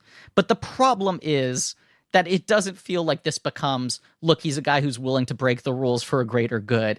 It feels like it becomes, Shaft does whatever the fuck he wants. Yeah. And then he turns to the camera and winks and goes, I'm cool, right? Yeah, it feels very much like he's not trying to peacefully solve this, or like, it's not like, I don't want to see any more blood. It's him being like, don't worry, I got this. And like cocking a gun and being like, what are you going to do? It's like, I'm going to kill people. It's like so not a detective film. He's a revenger, basically. Right. He's like Charles Bronson in Death Wish. Yeah. But also, like, all of the revenge it's on a guy who's sort of adjacent to Christian Bale. Like, it's so like they bring in this secondary thing because it's so, they have the case, the main case, but then they bring in people on both sides to be like corrupt cops and like corrupt criminals and whatnot, just to sort of like pad out the movie with people that I almost call him Shaq, that Shaft can just fight. And it's like, so it isn't about the case at all. It's just about like,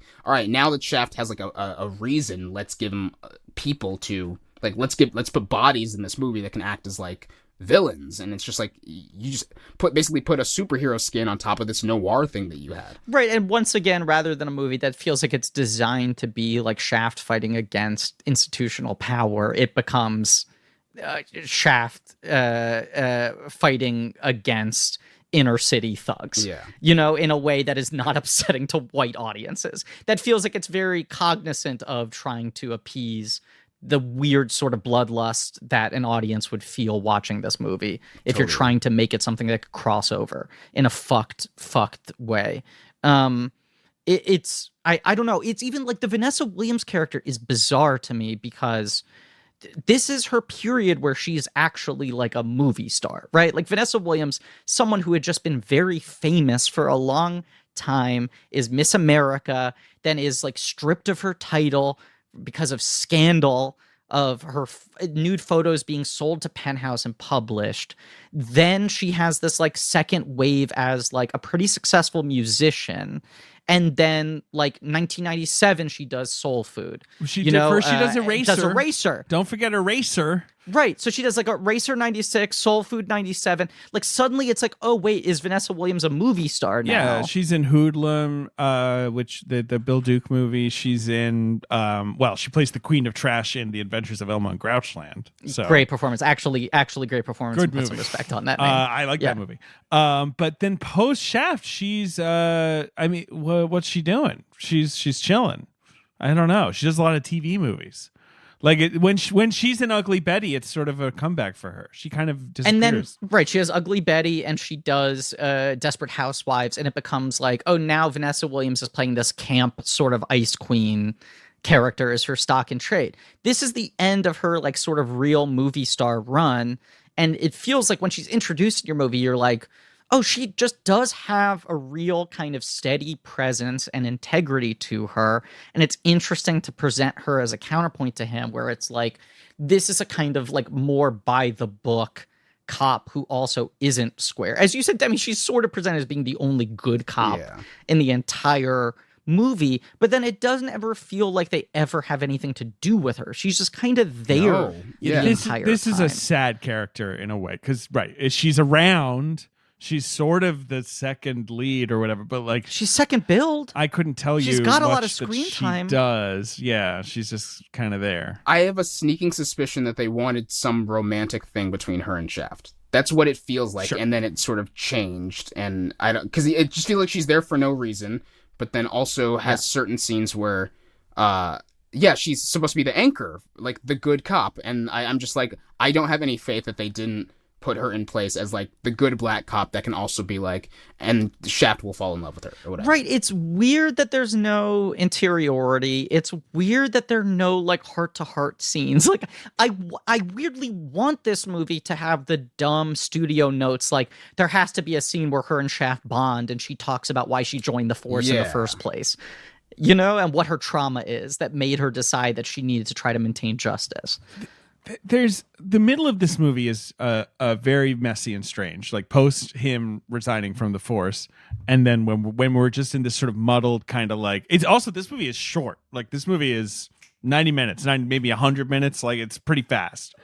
The weirdest stat in the world is that the Tim Story movie is the longest of the 5 Shaft movies. It feels It is bad. the only one that tickles 2 hours.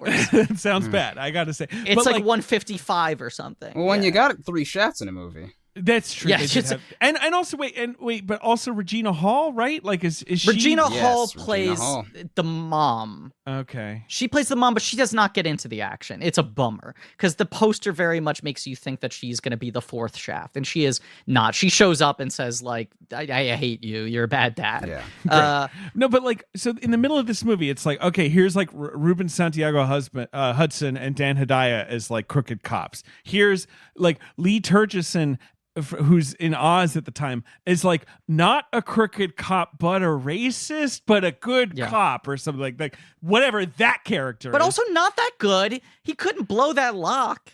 Yeah, he They had to wait sucks. for the guy to open the door. And then they're like, and then of course Busta Rhymes as like Shaft's like comical, like sort of sidekick tech guy. It's valid.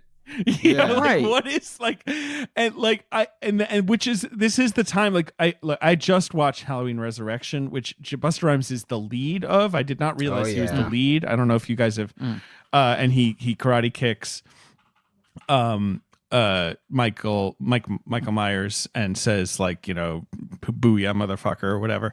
Busta Rhymes is kind of everywhere. Let's also acknowledge that in 1998 he was the voice of the Reptar Mobile and Rugrats. That is true. Right. He was working, I think, on a cartoon show at the time. He was Busta Rhymes, I think, was really like, he was working on a cartoon series with Missy Elliott at the time, which I guess never came to fruition. It's like he's just like, I'm gonna be everywhere. Like it's gonna be Busta Rhymes all the time. And Singleton had already used him in Higher Learning, and this felt like him being like, I think maybe Busta Rhymes could be a movie star. I'm going to give him a real part. And they like set him up in this movie as if he's the fan favorite character. Right, where down it's to the like, fact that he gets the last lines. Yeah. The end of the movie is just him ADRing a bunch of riffs. Yeah. And you're just like, I don't know, he's okay. well, just like these scenes in the middle where like Shaft is dragging Toni Collette and one of her like big beefy Italian brothers or whatever to Busta Rhymes' house, and then there's like a scene where it's like, oh, you live like this, and Busta Rhymes is like, don't worry about it, like, you know, and he's like cleaning up his house. He must have tested well. Like it must have right, people must have been like, hey, like this is funny, because like this is a weird complicated movie that's mostly glancing off of things. Like Shaft says Giuliani time, which is what, like, you know, cops had supposedly said before torturing someone in a famous like 90s crime case. Like, but then like it's just like you say, it's just a drop in. It's just like a weird joke. But once again, I would just want to repeat, he says it at the Lenox Lounge before walking into a surprise birthday party to Gordon Parks, right? Is it Gordon Parks the one he says it's Giuliani time? No, too? he says Am I it. misremembering that? He says it after shooting the 2 crooked cops, and then like putting like just like fucking cocking his gun again and going off. He says it when he's gonna do some violence. Right. Doesn't he say something weird to Gordon Parks though? I think he does. He calls him Mr. P or Mr. I know he calls him Mr. P. Yeah, I can't remember. He does say something to him, but that the Lenox Lounge scene, which we already talked about, is another weird scene where it's weirdly drawn out, like where it's like a surprise birthday, and I don't like. There's scenes in here where I'm like, strip this out and put more meat into the central thing. Yeah, I liked the act of the fake out as like oh, that's a fun way to do it, but I was also just like, why? What's the point of it? Just a way to get the uncle cameo in there or dad cameo? I guess so. Yeah, it's Uncle Dad. odd. I mean, I was right. just because we brought it up. I was stunned by that Giuliani Time moment. I was like, well, that sounds awful. And then I looked it up being like, I'm sure people have written about this. And then I was like, oh, I didn't know that this is what they said while torturing a man. So it feels like almost like actively endorsing police brutality in a way. Like it's a reference that I feel like they wanted people to cheer at. I mean, this is a thing I find kind of inherently thorny about this movie, right? And especially when you consider that like so much of the tension stemmed from like Richard Price and Rudin, who it felt like were trying to maintain the ability for this film to be as mainstream as possible, right? Because it's like you are making a $50 million ostensible franchise movie that's going to be released in the middle of the summer, right? Like this is a July release. This was set up to June 16th. June. I remembered it being July. I guess I was applying sort of Sully goggles onto thinking they should have done in July. Thank you. But it feels like, you know, one of the many things that have come out in all of the Justice League brouhaha, right, is that in executive boardroom Warner Brothers meetings after Snyder screened his original Snyder cut and saw how much Cyborg was positioned as the lead of the film and how much Cyborg was like tortured and not avuncular in the movie, that apparently the head of Warner Brothers said, this is disastrous. We can't have an angry black man at the center of our big blockbuster, which I 100% believe they said in those words, right? Didn't they have like a dinner where they were like, if he doesn't say booyah, I mean, like, what are we even going to do? Like, that's millions in merchandise. Like, they had like some awful presentation where they're like, he simply must say booyah. And their thing, I think they said to him was, can you play it less like Frankenstein and more like Quasimodo? And he's like, what's the difference? And they're like, well, Frankenstein's bummed out, but Quasimodo's got a good heart. Oh, I guess so. Quasimodo's pretty bummed out, isn't he? Yeah. I don't know. But just like, whatever. They literally were like giving him notes like walk more like Quasimodo than Frankenstein, who's scary. All this shit, right? Super fucked up. But I do wonder if there was a calculation here on this movie where it's like you kind of need from the white executive standpoint and Rudin and everybody, if they're like, if Shaft acts like an abusive white cop, does that make him more palatable to white audiences rather than being threatening? Because it is odd how often he veers into the worst behavior that mirrors specific incidents and stuff. But there are like stories about how mad the cops were that he said Giuliani time. It's such a 2000 is a crazy different time in terms of and they were just like, how could you even bring that up? How could you even mention that? Like, don't even bring that up. It feels like a line that they write thinking, okay, well, people will recognize it as a reference, and that's enough for it to be a joke. We don't have to talk about the meaning behind it. But for Shaft to be a cop who says it's Giuliani time feels like an inherent endorsement of that, even though it's just like he comes off bizarrely. Yeah, and I think in their best, like my best interpretation of it is it's him killing two cops who have been like brutalizing people, and him saying it's Giuliani time almost as like it's Giuliani time on you guys. But he says it afterwards as he's loading a gun, as if he's like, all right, now time to do some police brutality. And I'm just like, what a huge misfire.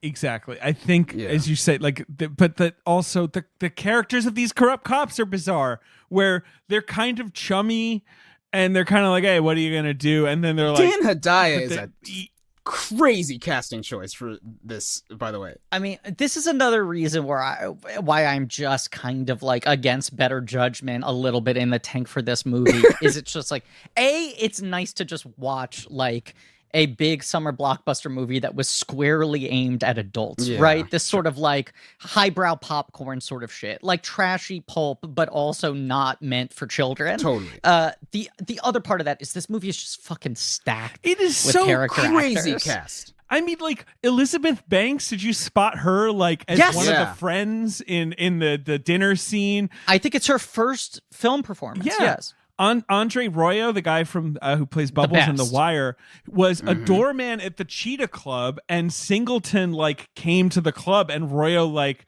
parted the Red Sea for him, and was like, Yeah. hey, like, let me get you around, and then said like, hey, I want to be in Shaft, and Singleton was like, you got it, and that's No like the start way. of his career. It's wild. Yeah, but then you have Philip Bosco and like Daniel Yeah, Van Bargen and Hedaya. Right, these guys. Ruben Santiago Hudson, who then writes Ma Rainey's Black Bottom. Right. Like it's just a wild grouping of people, but it's also just such a pleasure to watch a movie like that where you're just like, oh, every scene someone's a ringer or someone who goes on to become a ringer, and it's just someone getting to have fun, like not being burdened with having to carry expositional weight as much as being like flavor, but it is a film that feels like it's very much at odds with itself, which makes sense when you hear how much everyone was fighting about what the movie should have been.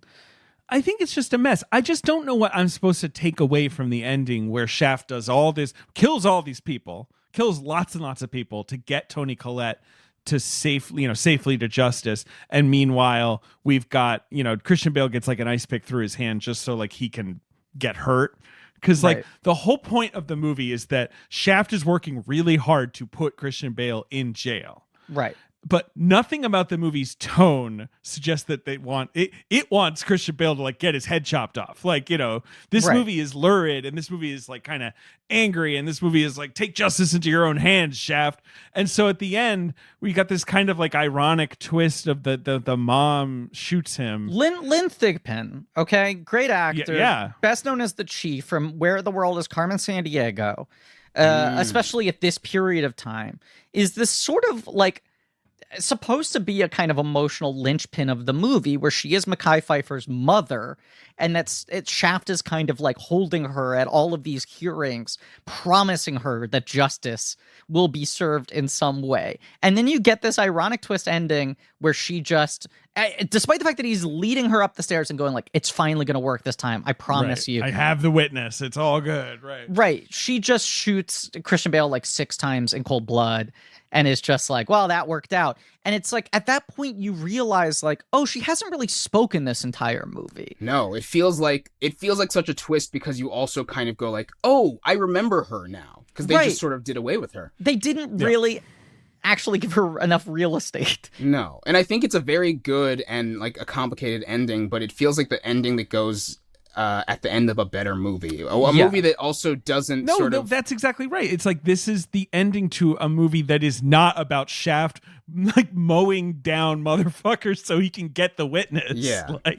Like And also, it's just like the entire idea of him being like, I don't believe in the courts, so I'm throwing my badge against the wall, and then spending the rest of the movie being like, I have to protect this witness so she can testify in court, so we can Yes. do this properly. And it's like, then you do believe in the court system. What is your game here? Right. It's like, he wants to operate outside the law, but he also operates, he still insists that proper punishment is doled out by the justice system in this one case. In every other case, he's like, I will just shoot the guy. And it's so strange. It's funny that the badge throw is probably this movie's biggest special effects shot. And I really remember Yes. that being the money shot in the trailer. it's huge in the trailer. It's the right, only yeah. instance of style. Yes. Yeah, because the movie's kind of glossy and like has like I think Singleton consciously was like it shouldn't look like the original, which like okay, but the original looks really good, and this kind Yeah, of and there's just still looks slick and whatever. It looks okay. I kind of wish that if they were going to adapt the cultural perception of Shaft, they sort of should have adapted it visually as well. Just like in, not even like it being like a 70s or funk thing, but in just sort of like having a very special way to shoot it. Like using just like analog zooms or something, or just fucking like the badge throw is such a stylistic choice that I'm like, well, that's the Shaft movie I want to see. Something that has like a flair to it where you're like, that's Shaft, baby. Like if you're going to do that with the character, just do it with the whole thing. It is weird. I mean, like, they do shoot this movie in New York, right? Like, it has it's got the location value, stuff. Yep. right, of real locations of real New York City and whatever, whereas the fucking Tim Story Shaft is shot in Atlanta and feels like it was, shot in a Ziploc bag. But, yeah, it's funny also in particular to me because Singleton is 2 years away from doing Too Fast, Too Furious, which is the most fucking stylized movie in the world, right? Which is a movie that turns people off at the time because they were like, do less, dude. Like, calm the fuck down. And I mean, I'm excited to rewatch that movie for this because I think weirdly culture has perhaps caught up to Too Fast, Too Furious. And whereas that was the black sheep of the franchise, now the franchise has sort of come back around to where Too Fast was, where it sticks out less. But that was very much him being like, I'm going to take this like kind of gritty, like boilerplate crime drama and turn it into like Speed Racer. I wonder if before he died, he got to talk about the legacy of the Fast and Furious franchise and how it's sort of like, I wonder if people sort of what's the word? Just sort of, we had a cultural reevaluation of that movie and he gets to go like, yeah, all right, so fuck you guys, or what? I think it must have happened, and like, I mean, he still had to deal with most people saying like, well, that's definitely the worst, but also it's like, Ludacris and Tyrese become like two of the biggest characters in this whole fucking franchise. So much of what he establishes intrinsically in the DNA of where it goes. Oh, Ja Rule's out. The flashiness of it. And like yes, but like that movie, it's weird because it was a huge hit and yet no one really cared for it. People kind of hated it.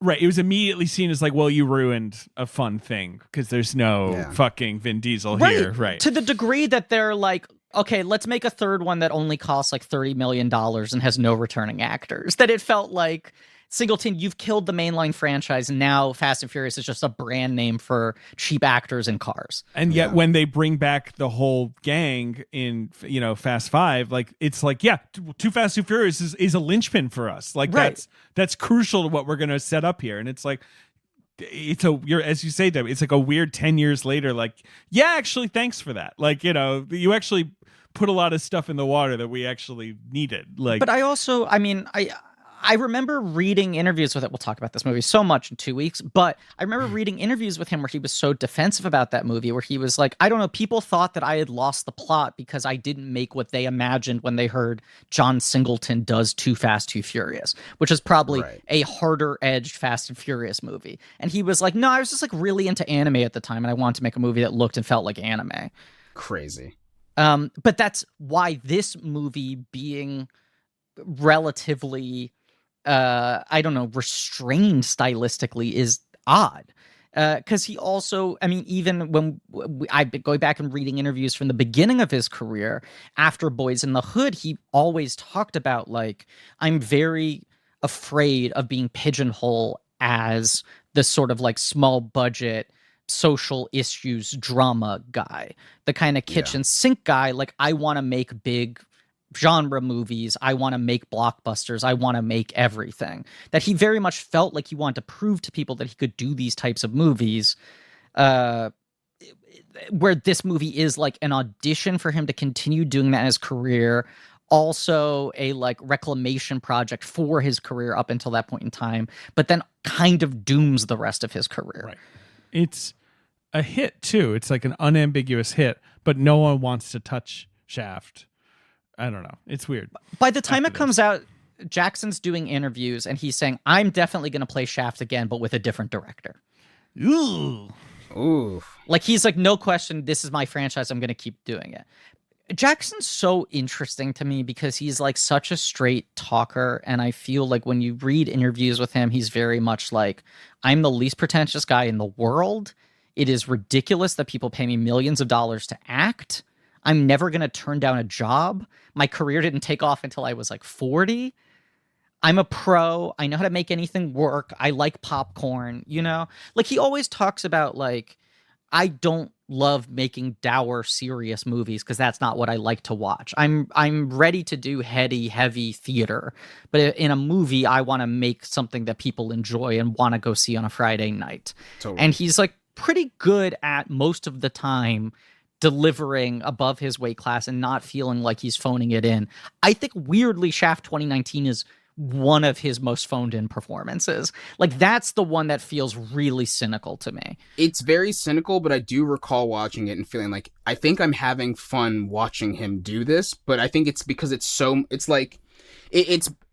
adaptation of what we know of Shaft, and it's an adaptation of what we know of Samuel L. Jackson, but sort of subverted in a way. Like, it starts with, here's what you know about Samuel L. Jackson, so you know that the arc he has to go through is like, well, maybe that's not who he should be. And it is sort of like fun to watch in a way, because it's him having fun with his own image, but under this sort of guise of, we have to tell a story about Shaft. And I'm like, this isn't a Shaft movie. This is a what you know of Samuel L. Jackson movie becoming that's the actual Samuel L. Jackson. Other fucking weird thing about that movie is it's like, okay, now we're going to do the generational family legacy Shaft movie, except we're going to retcon Roundtree into being his dad instead of his uncle. There are 6 years difference between Jackson. 6 years? 6 years. Age difference between Jackson and Roundtree. So that's like, actually crazy. Yes, Jackson is 72 and Roundtree is 78. That's psycho. But you know what? I could see Shaft having a kid at six years old. I mean, he's pretty cool. I don't know. I can see him being 24 and just adopting an 18-year-old, being like, I'm going to get this kid out of the system. I'm going to say, your name's John Shaft too. It's like, it is? Yeah. All like, right. I had a name. I've had a name for several. Okay. No, you didn't have a name and you didn't have a game, and now both are Shaft. But yes, the age difference is slight. I feel like, Sam Jackson is someone who's kind of always played younger, especially because it took him a while for his career to take off culturally. People think of him look 72. Yeah, he always seems like he's 45 years old. Yes, he does not look like he's 72 at all. The Tim Story movie is weirdly, I would argue, the oldest he has ever looked and seemed on film. And I think a lot of it has to do with that movie just being bad. But that's a movie where you're just like, him and Roundtree are the same age. Like, they're giving Roundtree gray hair and they're dyeing Jackson's goatee, but they're the same age here. And Roundtree's only in the last 15 minutes of the Tim Story movie. He, unsurprisingly, is the best part of it. This sounds like the worst fucking movie. It's so bad. It's so bad. It plays like they want you to be like, whoa, twist cameo, but then it's like in every trailer, and it's on the poster, and you're like, well, just have him there for more of the movie. I don't know. For the marketing, it felt like the hook for the movie was he's going to be in the whole thing. He's not going to be just the uncle at the bar like he was in the Singleton movie, and then he's kept till the very end like he's fucking Bruce Willis and G.I. Joe Retaliation. But the whole movie's about how Shaft was this fucking deadbeat dad. And then it's like, well, now you're introduced to the other deadbeat dad who is the original Shaft. And they make this joke where he's like, don't be so hard on yourself. You were a good dad once you stopped pretending to be my uncle. And it's like, once he stopped pretending to be your uncle. So when you were 60? He's still your uncle in this movie. And you're close to retirement age. But is he... How old is Shaft supposed to be in this movie? We don't know. I don't know.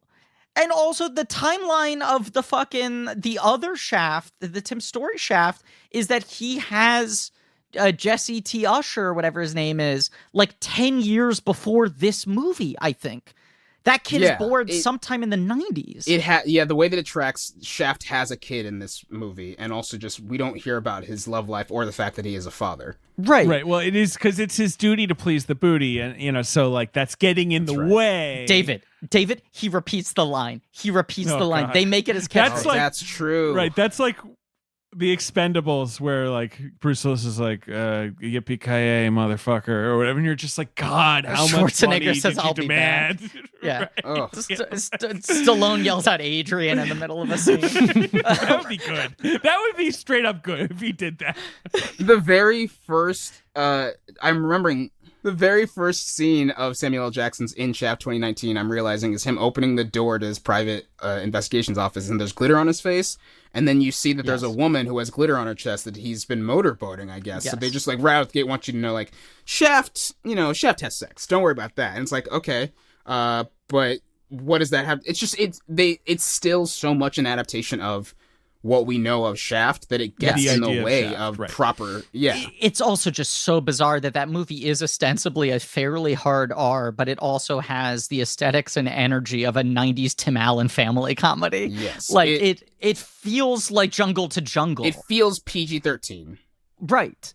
And it's so much about like fatherhood and shit. But that's this weird thing is like, well, when they announced that and you went like, oh, modern Shaft, that sounds cool. Make a modern Shaft. Then when Sam Jackson was announced, you were like, so it's a sequel to the Singleton Shaft, which weirdly was unsequelized, which kind of felt like they could have just made 3 more of these, and maybe they would have figured out the formula at some point in time. Yeah, I also think I vaguely remember that they remixed the theme song. They don't just play the theme song as normal, which that's the easiest part. Yeah, don't do it. Just hit play. Just go to iTunes. Yeah.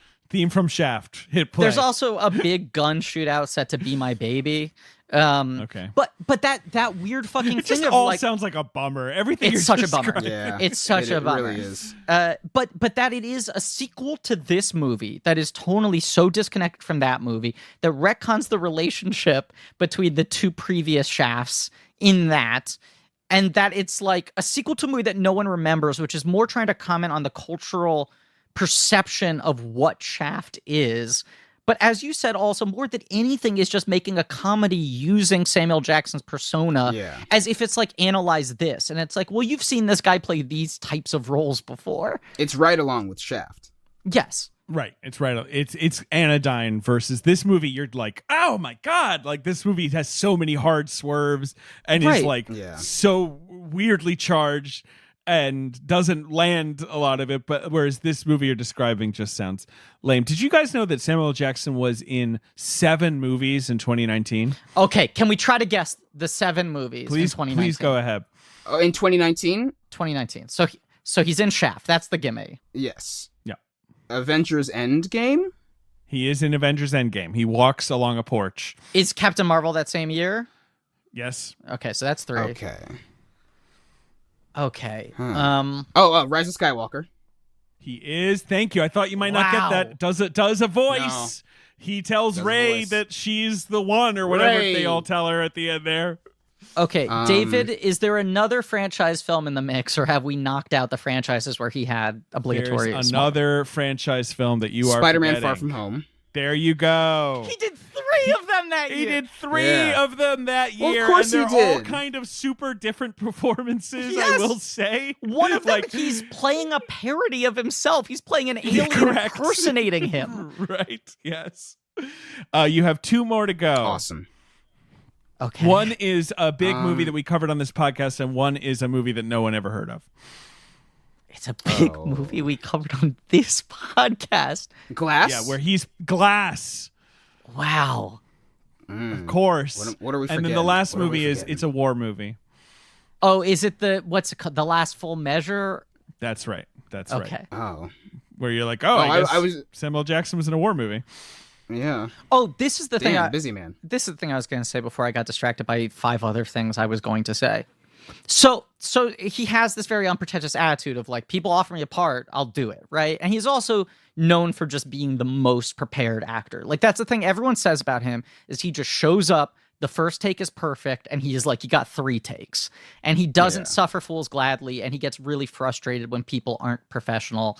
And there was some New York Times piece on him that's really fascinating, where a lot of it's talking to his longtime agent or manager and just saying that they have to call him once a week and like calm him down and go like, Sam, you can't expect everyone to be as professional as you are. You will never be happy with that expectation. But he's a guy who just like hits his marks, gets his lines, knows his relationship with the camera, nails it like from the get-go, and then wants to go play golf, right? Like, it's just like, this is my job. I clock in, I clock out. Let me go play golf.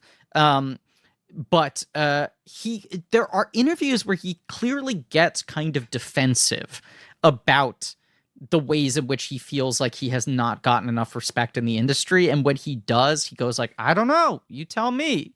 Like, he sort of refuses to acknowledge the thing. And so there's a famous one I remember when after Django came out, and that movie was clearly kind of designed to be like maybe a supporting actor play for him. And then he got no precursor noms, and Christoph Waltz wins the fucking Oscar. And I remember him doing some Oscar season thing, and they're like, well, this is sort of like an Oscar play for you. And he's like, I don't know. No one's nominating me, so I guess it isn't. Like, sort of like bitter about it. And then I found some YouTube rabbit hole watched the interview he did on Howard Stern right after this movie came out. And the movie was a hit, right? It opened at #1. It opened big. It kind of dropped off quickly. But like opening weekend, it seemed like an unqualified hit. And now it was a hit. Right. Jackson has his franchise. Here's a big summer movie. He's the only guy above the title. He's playing this iconic character. He'll get to keep on playing these. And, Stern is asking these questions where he's like, well, this is like huge for your career, right? And he's like, I don't know. You tell me. And he's like, I mean, this is like, you're the only guy on the poster. You get like the girl. You're like getting the action. You're going to make a ton of these sequels. Like that has to change your perception in Hollywood, where you've mostly been the like supporting guy or the second lead or the funny dude or whatever. And he's like, I don't know. We'll see. And he had this very kind of like, I'll believe it when I see it kind of attitude. But it is interesting to think about that, like, he was kind of proven right, that this like didn't really bear out into other films like this. He's got a couple others, but he pretty much goes back to shit like, as you said, like Rules of the Game and Basic, where it's like he's one of 3 people, he's one of 2 people. I think a lot of that is him being a longtime actor in Hollywood, but also recognizing that even like as a lead, he's still like a black man, and he'll have to like audition for the rest of his life and have to do all these things where it's like, he doesn't want to go on the radio and be like, hell yeah, I'm a star now. Because as soon as he says that, people will be like, this guy seems like he's full of himself. Yes. We don't want to do that. I think that's also just how he's maintained such a professionality. He's like, I have to be the kind of guy who shows up and people are like, he's going to deliver, and that's the only way I can continue to work. I think that mentality also gives him this thing of like, I can't turn down a job because at any point my career could be over. Right. The only movies I can think of that he is the lead, Snakes on a Plane, co-lead, are Snakes on a Plane and Coach Carter. Like, there's really like almost nothing else. Like where it's like Samuel L. Jackson, that's it. Damn, yeah. And Snakes on a Plane obviously became this kind of like parody of Samuel L. Jackson being in movies, or that's what people wanted it to be, and then it's actually just kind of lame. But like that was the fun of that that marketing experience. Demi, you're 100% right. That is the subtext of all those interviews. There are also times where he does go off in that way you're saying he can't do, where I know like he's done interviews where he's like, I should have won the fucking Oscar. I feel like he's very playful when he does it though. Yeah, he's playful. Yeah. He jokes about it, but he's like, like fucking Pulp Fiction's on T-shirts who talks about Martin Landau and Ed Wood. A statement of a guy who clearly has never listened to Blank Check, where I talk about Martin Landau and Ed Wood constantly. But he's like, he has that attitude, and he also loves to flaunt the fact that I think he is now, especially with all the Marvel movies, the highest grossing actor of all time. Like by leaps and bounds. By so much, because of the Marvel movie. I mean, I think he's someone who only wants to comment on public perception or what is like publicly accepted as like no one would fight him on this. Like he'll say like, yeah, Pulp Fiction was one of the biggest fucking movies of that year, but he's not going to say it the year it comes out. He'll be like, we'll see. It's like, and it's because of me, and Travolta was the one who got to be the star for years and years after that.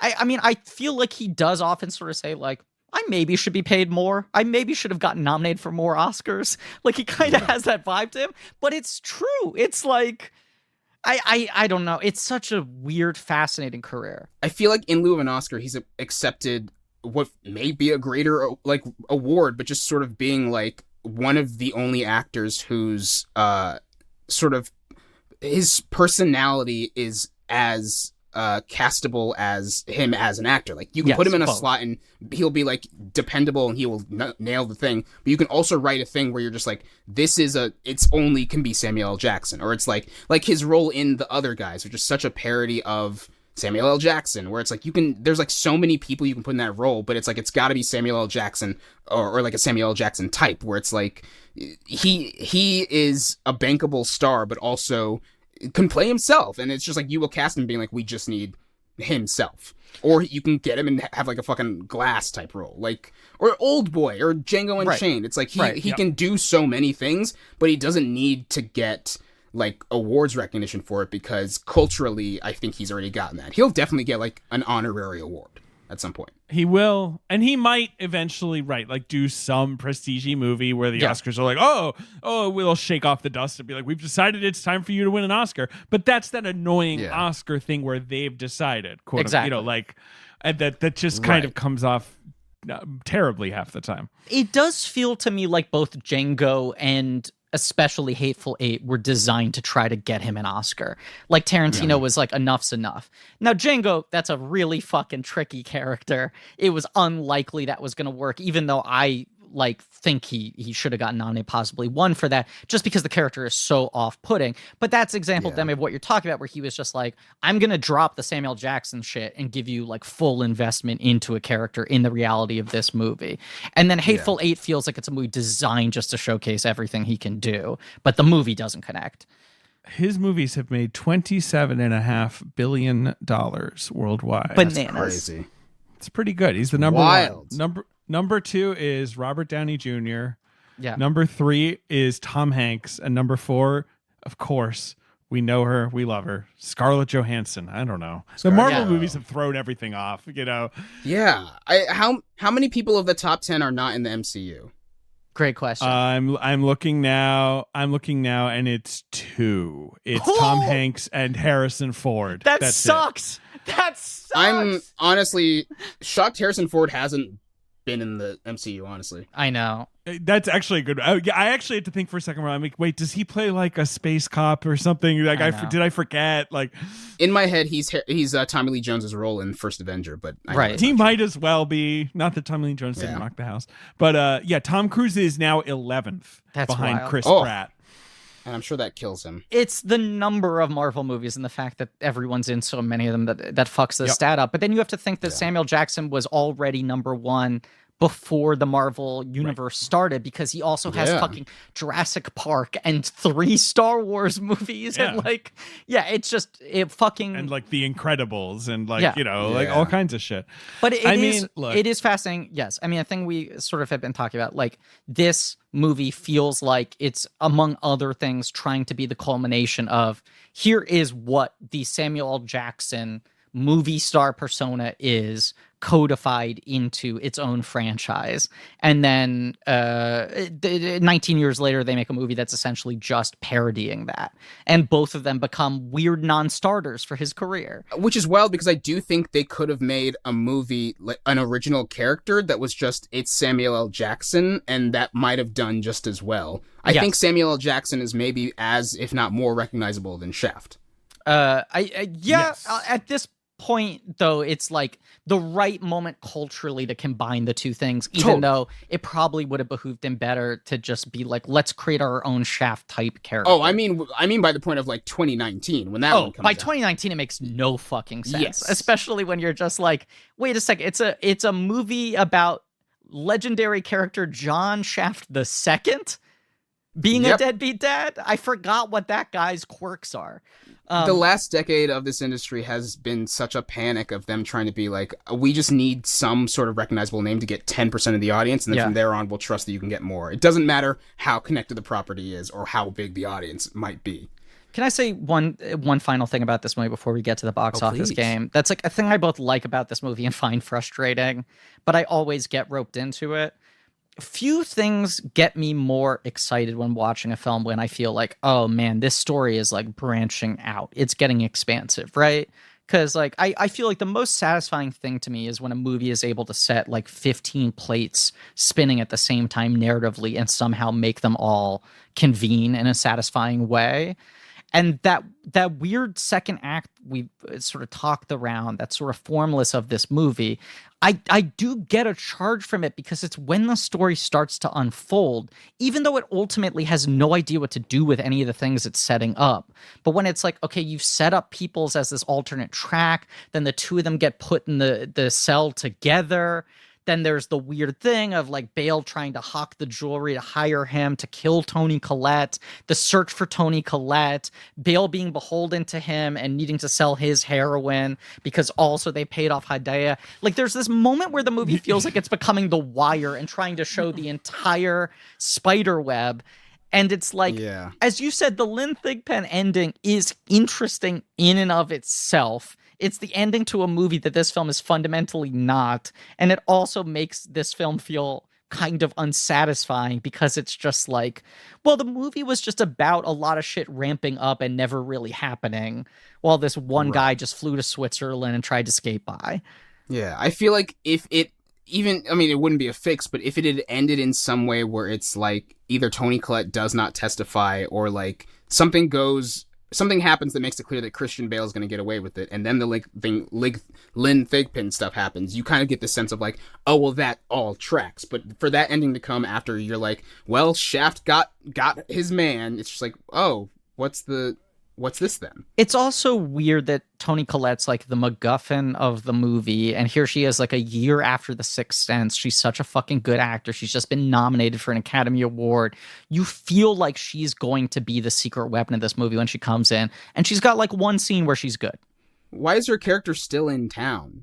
They just find her playing basketball with some kids in the park? Right. They're like, she's That gone. stuff makes no sense. They paid her $100,000 to get out of town, and she's like, cool. So I'll just like not Go to go the home Bronx? that often. Right. Wild.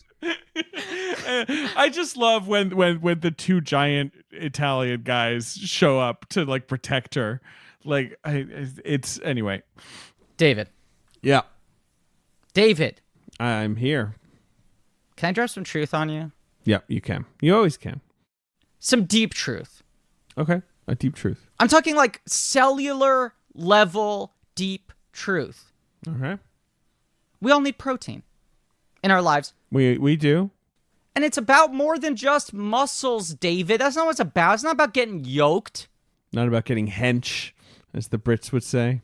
Not about getting swole. Not about becoming an absolute unit. Mm-hmm. It's just about making your body work right. I've been going through health problems. I've been changing my diet. I've talked about this. Mostly on ad reads. Yes, almost exclusively on ad reads. Almost like they're the only things that are being recorded present day. But David, Yep. I'm constantly looking for new sources of protein. And our friends at Ritual sent me a very nice package with a big old silver bag of powder and like a shaker bottle. Yeah, they're a multivitamin company. They got in touch being like, hey, we got this new product, the protein powder. Do you want to check it out? And you were like, yeah, send some over. Yes, please. They got a water bottle that's designed for shaking. It's called Essential Protein. I want to make that It's called clear. Essential Protein. It's vanilla flavored. I pour some water in. I pour the powder in. I shake it. It tastes good. Vanilla is a flavor, as Nick Weiger would say. And It is. It's a great flavor. makes me feel better. It's a good way to get this stuff into my system. Because the folks at Ritual, their team of scientists, hello, Harvard. That's their editorialization, not mine. Reimagine protein from the ground up and inside out. From how it's made to who it's for and why it's needed. And the result is a delicious plant-based protein offered in 3 premium formulations for distinct life stages and unique nutrition needs. All made with the same high standards approach and commitment to traceability that Ritual is known for. Whether you're doing reps, not me, or more into dog walks, also not me, there should be a third option here. Watching Futurama in bed, me. You should get a dog sometime. Anyway, look, here's some good things about Ritual. It's made traceable. They've got a visible supply chain. You always know what's in their formulas, where all the ingredients are coming from, why they're included. They have, as you say, this is a protein powder with good taste, okay? It's got this handcrafted vanilla flavor, a direct from farmer vanilla bean extract, sustainably harvested in Madagascar. That's pretty Music cool. to the ears. And as we said, this isn't about getting yoked. They have clean plant-based formulas specifically created to support nutrition needs of different life stages. Like, are you over 18? Are you pregnant or postpartum? 50 plus? You know, they got things for whatever you're going through. Like all Ritual products, soy-free, gluten-free, formulated with non-GMO ingredients. So, why not shake up your Ritual like Griffin is? And that's a joke because I literally have to shake it up. Yeah. You got to shake it up. To make trying something new less scary, Ritual offers a money-back guarantee if you're not 100% in love. Plus, our listeners get 10% off during your first 3 months. Just visit ritual.com/blank check to add Essential Protein today. That's ritual.com/blank check. I'm glad they said I said shake it up and not shake it off, because otherwise Taylor Swift would have sued me. She would have sued you, but she's too busy Didn't she- being in a David O. Russell movie. Did she copyright that? Yeah, she's busy on the DOR. We have to talk about the box office, Griffin, Yeah. please. Okay. June 16th, 2000, Shaft opened to $21 million. Yeah. Which is pretty big for, again, a hard R. Right. The movie made 70 domestic, 107 worldwide. Like it was it was a hit. Off of what budget? It was 50 in Off total, like I think. Yeah, like a $48 million budget, which is high. Like this Yeah. movie doesn't look that expensive. I don't know why it cost that much money. But it made like 100 million worldwide. Yeah, everyone's happy. It did what, 70 here? Yeah. Yeah, like this should have been a franchise starter. And the reviews were mixed, but it felt like it was like enjoyed enough passively by people that they could have put one of these out 2 years later and everyone would have gone to see it. Right. They would have just gone like, yeah, cool, I'll see Sam Jackson in a trench coat again. Who gives a shit? I really don't know why a sequel didn't happen until 2019. I don't know what the story is there. It is also just funny to think about how radically the summer box office has transformed, where you're like, June 16th, R-rated Shaft opens to a robust $21 million. Is sequel on the way? Yeah, right. Now it would be like, head of Paramount commits public suicide as apology for terrible opening of movie. Right. Like, Well, now you have like Solo opens to disappointing 106 opening. Yeah. Justice League makes shameful 700 million worldwide. Right. Yeah. Okay. Number 2 at the box office is another crime thriller. Okay. With a star of the moment, where I imagine we're all fans. He's there's nobody like him. And then a newer star who just won an Oscar or is going to win an Oscar this year. It's not the Bone title Detective, is it? No, for one, that's called The Bone Collector. You nailed it. Fuck, Angelina fuck. Jolie is in this movie. It would be funny if The Bone Collector was literally called The Bone Detective. I guess that's just what Bones is. It's just Bones. I'd be into that. It's a good movie. Okay. Shaft 2000 and The Bone Collector were both movies that were in my parents' DVD collection, where I'd see them all the time and just be like, I don't really understand what that is. And now I'm like, why do my parents love these movies, or how did they feel about these? That they're so etched into my mind. Did they just love crime thrillers of the late 90s and early 2000s? But also, That's Demi, their you vibe? grew up in a household with those 2 DVDs and never watched them. It doesn't sound like your parents Yeah. were like putting them on again. Like No, they bought that's- them and kept them on the shelf. All the time, there were movies that I would see around and just be like, I don't know what that is, because my parents weren't watching these movies. Yeah. I think my parents are the kind of people who either buy movies thinking like, oh, I might watch that, which I do a lot, or they buy a movie being like, I liked that movie, I would like to watch it again one day, but they don't, because they don't never watch do. movies. Demi, am I misremembering? Or are you the person who every time you went to visit your parents put one more copy of Click on DVD? It was really that I, at one moment, put 57 copies in their DVD collection for a video. It wasn't like and then, a slow death by 1,000 cuts. No, it was, here's immediately this. And then it was like while I think I was in college, and I went back to college, and I came back like 7 months later, and they were still there, and they hadn't mentioned it. And I was just like, what? You guys don't see this or notice it or whatever? They were working through it. They were probably on like number 22 or whatever, right? Yeah. We're waiting for one of them to be different. Yeah. David, the answer to this movie is Gone in 60 Seconds, is it not? It's gone in 60 seconds. I do want to shout out producer Ben for chiming in 2 hours in to say that The Bone Collector is a good movie, extremely on brand. Yeah. Thank you, Ben. Of course. But sadly, we are talking about Gone in 60 Seconds, the car boosting movie with Nicolas Cage and Angelina. Is that Yeah. post Fast and Furious or around the same It time? is or what? the year before. Got it. Okay. It's a year before. An interesting thing to think about. Yes, the year before. Yeah. Man, And- John Singleton's career changed really in this weekend. Yeah. And also, Gone in 60 Seconds feels like the type of car aficionado movie that dies the second Fast and Furious takes over. Where Yeah. it's just like car cultures. If people like cars, you can make a movie with a bunch of nice cars in them. Versus like it's a superhero franchise based around drivers. It's like, do you want to see nice cars or do you want to see people just fucking drive? Gone in 60 Seconds, of course, also a Disney movie. Yeah, Gone in 6 Seconds, it a now? Disney movie. Yeah. Hmm. Bruckheimer.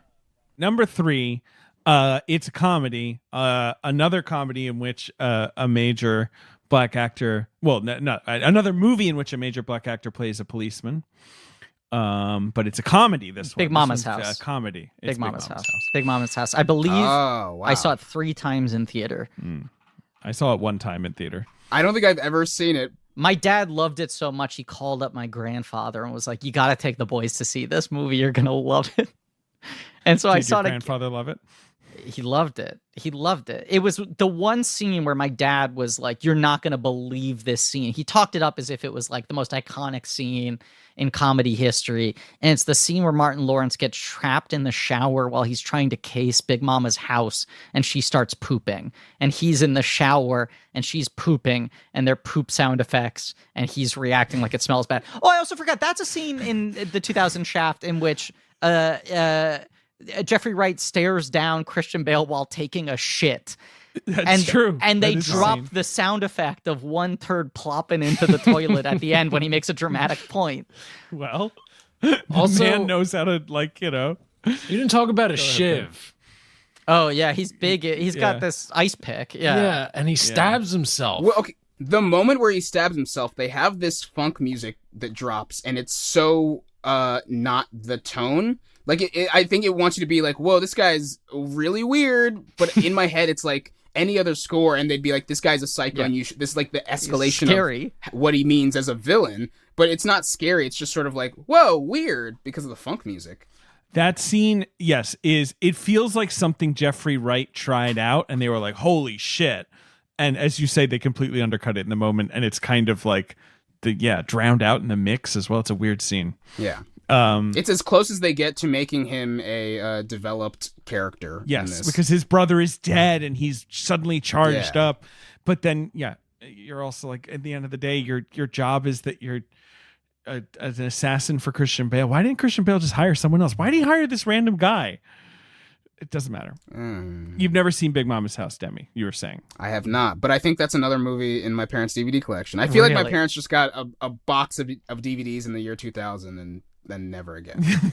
I've done this riff before, but it's just one of the most fascinating like sequel approaches to a movie where the first one is Nia Long is like a witness. They put her into she's on the run from her ex-husband who's Terrence Howard. She goes to hide out at her Big Mama's house. So Martin Lawrence specifically needs to impersonate her Big Mama in order to Yes. keep her safe. And then the sequel is like, there's an incident at a college. We need someone to go undercover. And he's like, cool, I'll take out the Big Mama costume. Big Mama means And they're like, nothing. really? There are 2 more movies where he assumes the role of Big Mama and no one knows Big Mama as a person. And in the third one, isn't it? He has a son, and Correct. the son also And has it's to like, dress I like. guess you're Little Mama now. What the fuck? What is Yeah. this? This I is believe the poster of the third one is literally Martin Lawrence is holding up the wardrobe his son is going to have to wear. And his son is like, Why? Like, he's like, I don't want to do this. Yeah. This seems overly complicated. Can't I just put a mustache on?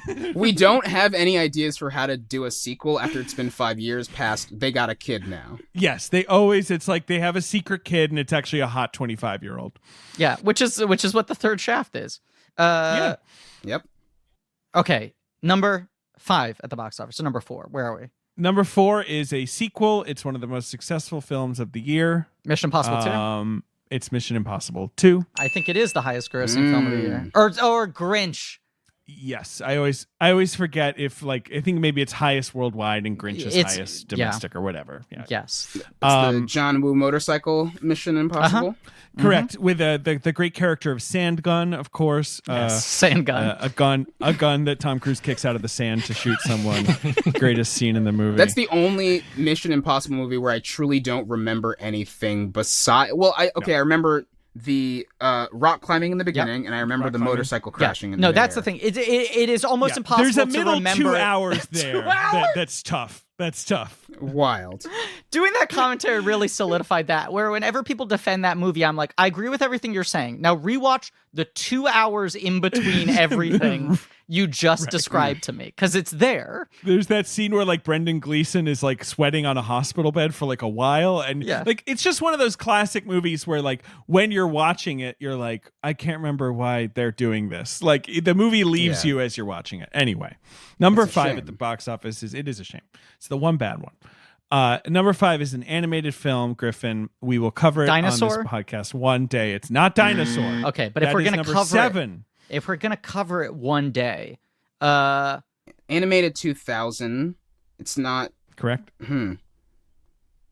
It's a science fiction animated film. oh, it's Titan AE. It's Titan AE. Don Bluth's final movie. Titan AE weirdly has Wow. become one of our like longest held promise episodes. Like I feel like I know. it just comes up so much where it's like someday, like that's become the Hulk for us now. Why? It just feels like such a weird artifact. And Don Bluth has such an odd career trying to like destroy Disney and almost making it work and then really Yeah. not making it work. And that's sort of like such a peak example it. movie. Yeah. That's the one that kills him. Yeah. Yeah. It doesn't kill him, but it's, that's It the kills last one. it kills the career. Yeah. Yeah. Titan A. Wow. Yeah. Number 6, I just want to shout out, is the romantic comedy Boys and Girls. Starring, of course, Freddie Prinze Jr., Claire Forlani, and Jason Biggs. Yeah. Yeah. Wait a second. I'm trying to remember what the tagline is for Boys and Girls. Okay. I want to tell you the entire poster. Let's do it. Okay. Here I'm we looking go. at the poster. Because Yes, this is what I remember, because I remember the trailer doing this same thing with the warning said in voiceover. you have the 2 girls, Claire Forlani and Amanda Detmer, and you have the boys, Freddie and Jason. Freddie versus Jason, but with those 2 guys. Just a pitch I'm throwing out there. Yeah, great pitch. The top tagline says "Opposites attack." So I guess it's like boys and girls are opposites, and they're gonna But yeah, below boys and girls is the second tagline: "Warning: sex changes everything." Yeah. That's Now, it. That's just that. No other explanation of why they might be warning you about this. I remember like Don LaFontaine or whoever saying that in the trailer. Sex. And the stamp like went over the screen, and it felt almost like that was the full title of the movie. Like it was called Boys and Girls Warning: Sex Changes Everything. My brother Jamesy, past and future guest of the show, went to see that movie in theaters and was like, it sucked, but there's one line that is so funny. And James is going to come back on the show to talk about Space Jam: A New Legacy, an episode that will be happening very soon. And so I just want to put a pin in that because I want to see if he remembers what that line was. Because for months he would be like, that one line Jason Biggs says is so funny in that movie. All right. Do you guys have movies like that where you're just like, this is from decades ago, but I distinctly remember my response to this one line? Yes. I especially trailers, like maybe movies that I never even saw. Oh yeah. But and then I finally will watch them. I'm like, oh, I forgot that trailer line was burned into my brain forever and ever and ever. Honestly, it's my duty to please that booty. Vividly remember several lines from the Bringing Down the House trailer, including the iconic "You Got Me Straight Trippin' Boo." Well, that's right. Yes. But I remember seeing Chicken Run in 2000, and they have someone says, "Where there's a will, there's a way," and someone else says, "And I will be going this way." And I was just like, "Yeah, wow, that's the only joke that's ever been made." That one it is a good joke. Demi, Yeah. I was not anticipating, because the one I feel like from the trailer I remember being played to death, and I love Chicken Run, is "I don't want to be a pie. I don't like gravy." Yes, It's a good line. well, that's a good one. But something about that one line, I was just like, "Oh, you tricked. I know the setup, but this is a different punchline." Rocky. And so I was just like, "What the hell?" You dirty rooster. Incredible. I rewatched Shanghai Noon for the first time in a while recently for Patrick Willems' Infinity Pod, and a big line in my family, which then watching it again in context was like, that's weird that we just said this all the time because everyone in my family found this movie so funny. But I'll just say the line completely out of context now. You said wet shirt don't break, not piss shirt bend bars. What? What? What? That's my point. You said that all the time? All the time. We were like, remember that funniest line ever in any movie ever? Wait a second. Wow, you said wet shirt don't break, not piss shirt bend bars. Jesus. We were just that's good the job. Funniest. We all thought that was the funniest fucking Why thing in the is world. that funny? I don't even know why that's funny. I can't. I don't can't know. get into it. I can't get into it. We don't have the time. I will say this. I'll say this as a final thing. I was watching Shaft 2019, which has, as we've said, a great many issues, right? Many of them conceptually from page one. But it wants to do this thing of like, oh, Shaft is like a guy of his time. He's not PC anymore. Here's his son, who's this modern man. One of the many issues with the movie is it can't decide if Shaft is uncool for being antiquated and sexist, or Shaft's son is uncool for being a modern man. And much of the movie is him calling him like a pussy soy boy. Yeah. So much of the marketing for the movie was definitely in the former, because a lot of the marketing was just sort of like, why don't you take your avocado toast and shove it up your dick hole? And then in the movie, it's just sort of like, so much of that. What's the point? Right. It really feels like they wanted to market it to boomers and to like people, just like, I don't know, right-wing people whose entire perception of millennials is they're too PC. Yes. And I'm just that's so depressing that like a Shaft movie is about Shaft cucking millennials. Well, this is the other thing. The other thing is like, I agree with you, Demi, that movie works best when it's sort of about the weirdness of Samuel Jackson and the sadness of this guy still existing in 2019, acting like nothing's changed. Yes. Like that. I think it should have been an Austin Powers type take, where it's just like Shaft is unfrozen out of the 70s, and everyone's like, what the fuck is wrong with you? You can't just shout to get laid. So I was doing the thought experiment while watching it, because Jesse T. Usher, who's one of these guys who's sort of been positioned as like, oh, is he a new leading man? He'll play Will Smith's son in Independence Day, resurgence, like he can be your legacy actor, is not inherently a comedic actor, right? And that role is designed is like the funny, young, modern Shaft. Right? Like he's not supposed to be a cool movie star guy. He's supposed to be the one who can banter well with Samuel Jackson. And I was doing the thought experiment of like, look, obviously I'd want this thing to get a fucking page one rewrite. But like, who is the actor you could cast as John Shaft III that would make this movie funnier to me? And I was like racking my brain, and genuinely, the answer I came to is I want to see Demi play young Shaft. Oh God. I don't know. That's a zero box office movie. I mean, but you know what else was a zero box office movie? Jesse T. Usher and Shaft. That's fair. But I was thinking, if it was you with Samuel Jackson, I would have found that funny. I don't know if the movie would have. I would have had a blast. You would have had a good time. Yeah. Everyone would be like, Demi's having so much fun. Everyone's review would be Demi's having so much fun, which is their way of being like, this movie sucks.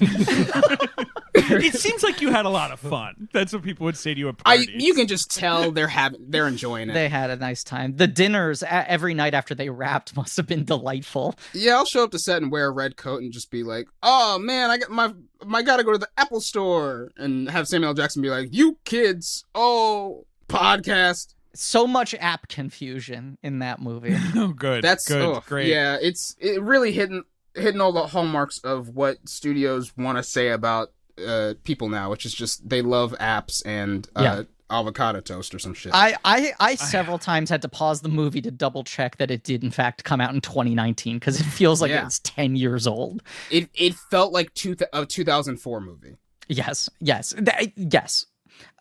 Demi, thank you so much for being on the show. Well, thank you for having me to talk about Shaft. Always a pleasure. So we're just talking about Shaft. I can dig it. Anything you want to plug? Watch the Amber Ruffin Show. Great show. It's really that's it. Very good. Yeah, that's it. Got nothing else. Peacock. I'm just sitting here. Peacock. Oh yeah, sure. Peacock. But it doesn't. You don't need the premium. It's on the free tier. It's on the ad tier. Yes. And I know they've been doing some bursts of also broadcasting the show on NBC. So sometimes it's airing. Yes. I have no idea if it's still the case. I think we were syndicated on NBC for 10 weeks. I don't know when that was. It might be over. But, turn on NBC and maybe you'll see a thing I wrote. And maybe you'll just see New Amsterdam instead. Hey, watch out. Look, hey. That's every time I turn on my TV. Logan from Gilmore Girls is a doctor. Yeah. Right? That's what New Amsterdam is. I think that's... Isn't that The Resident? Oh, that's The Resident. I fucked up. Get into this. We'll be here for another hour. You simmed it. I simmed it up. I simmed it up. Demi, thank you again for being here. And folks, great. Thank Just reset. you all for listening. Please remember to rate, review, and subscribe. Ben, don't correct me. I don't want to say the thing. I want to say subscribe. It's not right. What's but the real thing? They've changed it. Now it says follow. Oh. So you can follow a show. You don't subscribe to a show anymore on Apple Podcasts.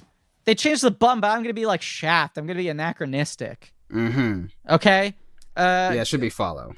Go to Patreon. It shouldn't be follow. It should not. Go to Blank Check. Go to patreon.com/blank check for Blank Check special features where we're talking Twilight. We're covering the Twilight movies. Yeah. Movies that have a very, very chill relationship to sex, much like the Shaft franchise. Shaft is the anti-Twilight. Yeah, I've in always said this. in so many ways. Go to blankiesreddit.com for some real nerdy shit and go to our Shopify page for some real nerdy merch. Thank you to Marie Barty for our social media, Alex Barron, AJ McKeon for editing help, and David. We got a new member of the team. Yep. Research. We got research on this episode done by JJ Bursch and Nick Loriano. So thanks to them. And thank you to Lane Montgomery and the Great American Novel for our theme song. Tune in next week for Baby Boy. And as always, I am legally obligated. No, I should just let you. That's how it should end. No, do the legal obligation. What was that? I'm legally obligated to let you know it's my duty to please that voting. There we go. Oh my God. Wait. That.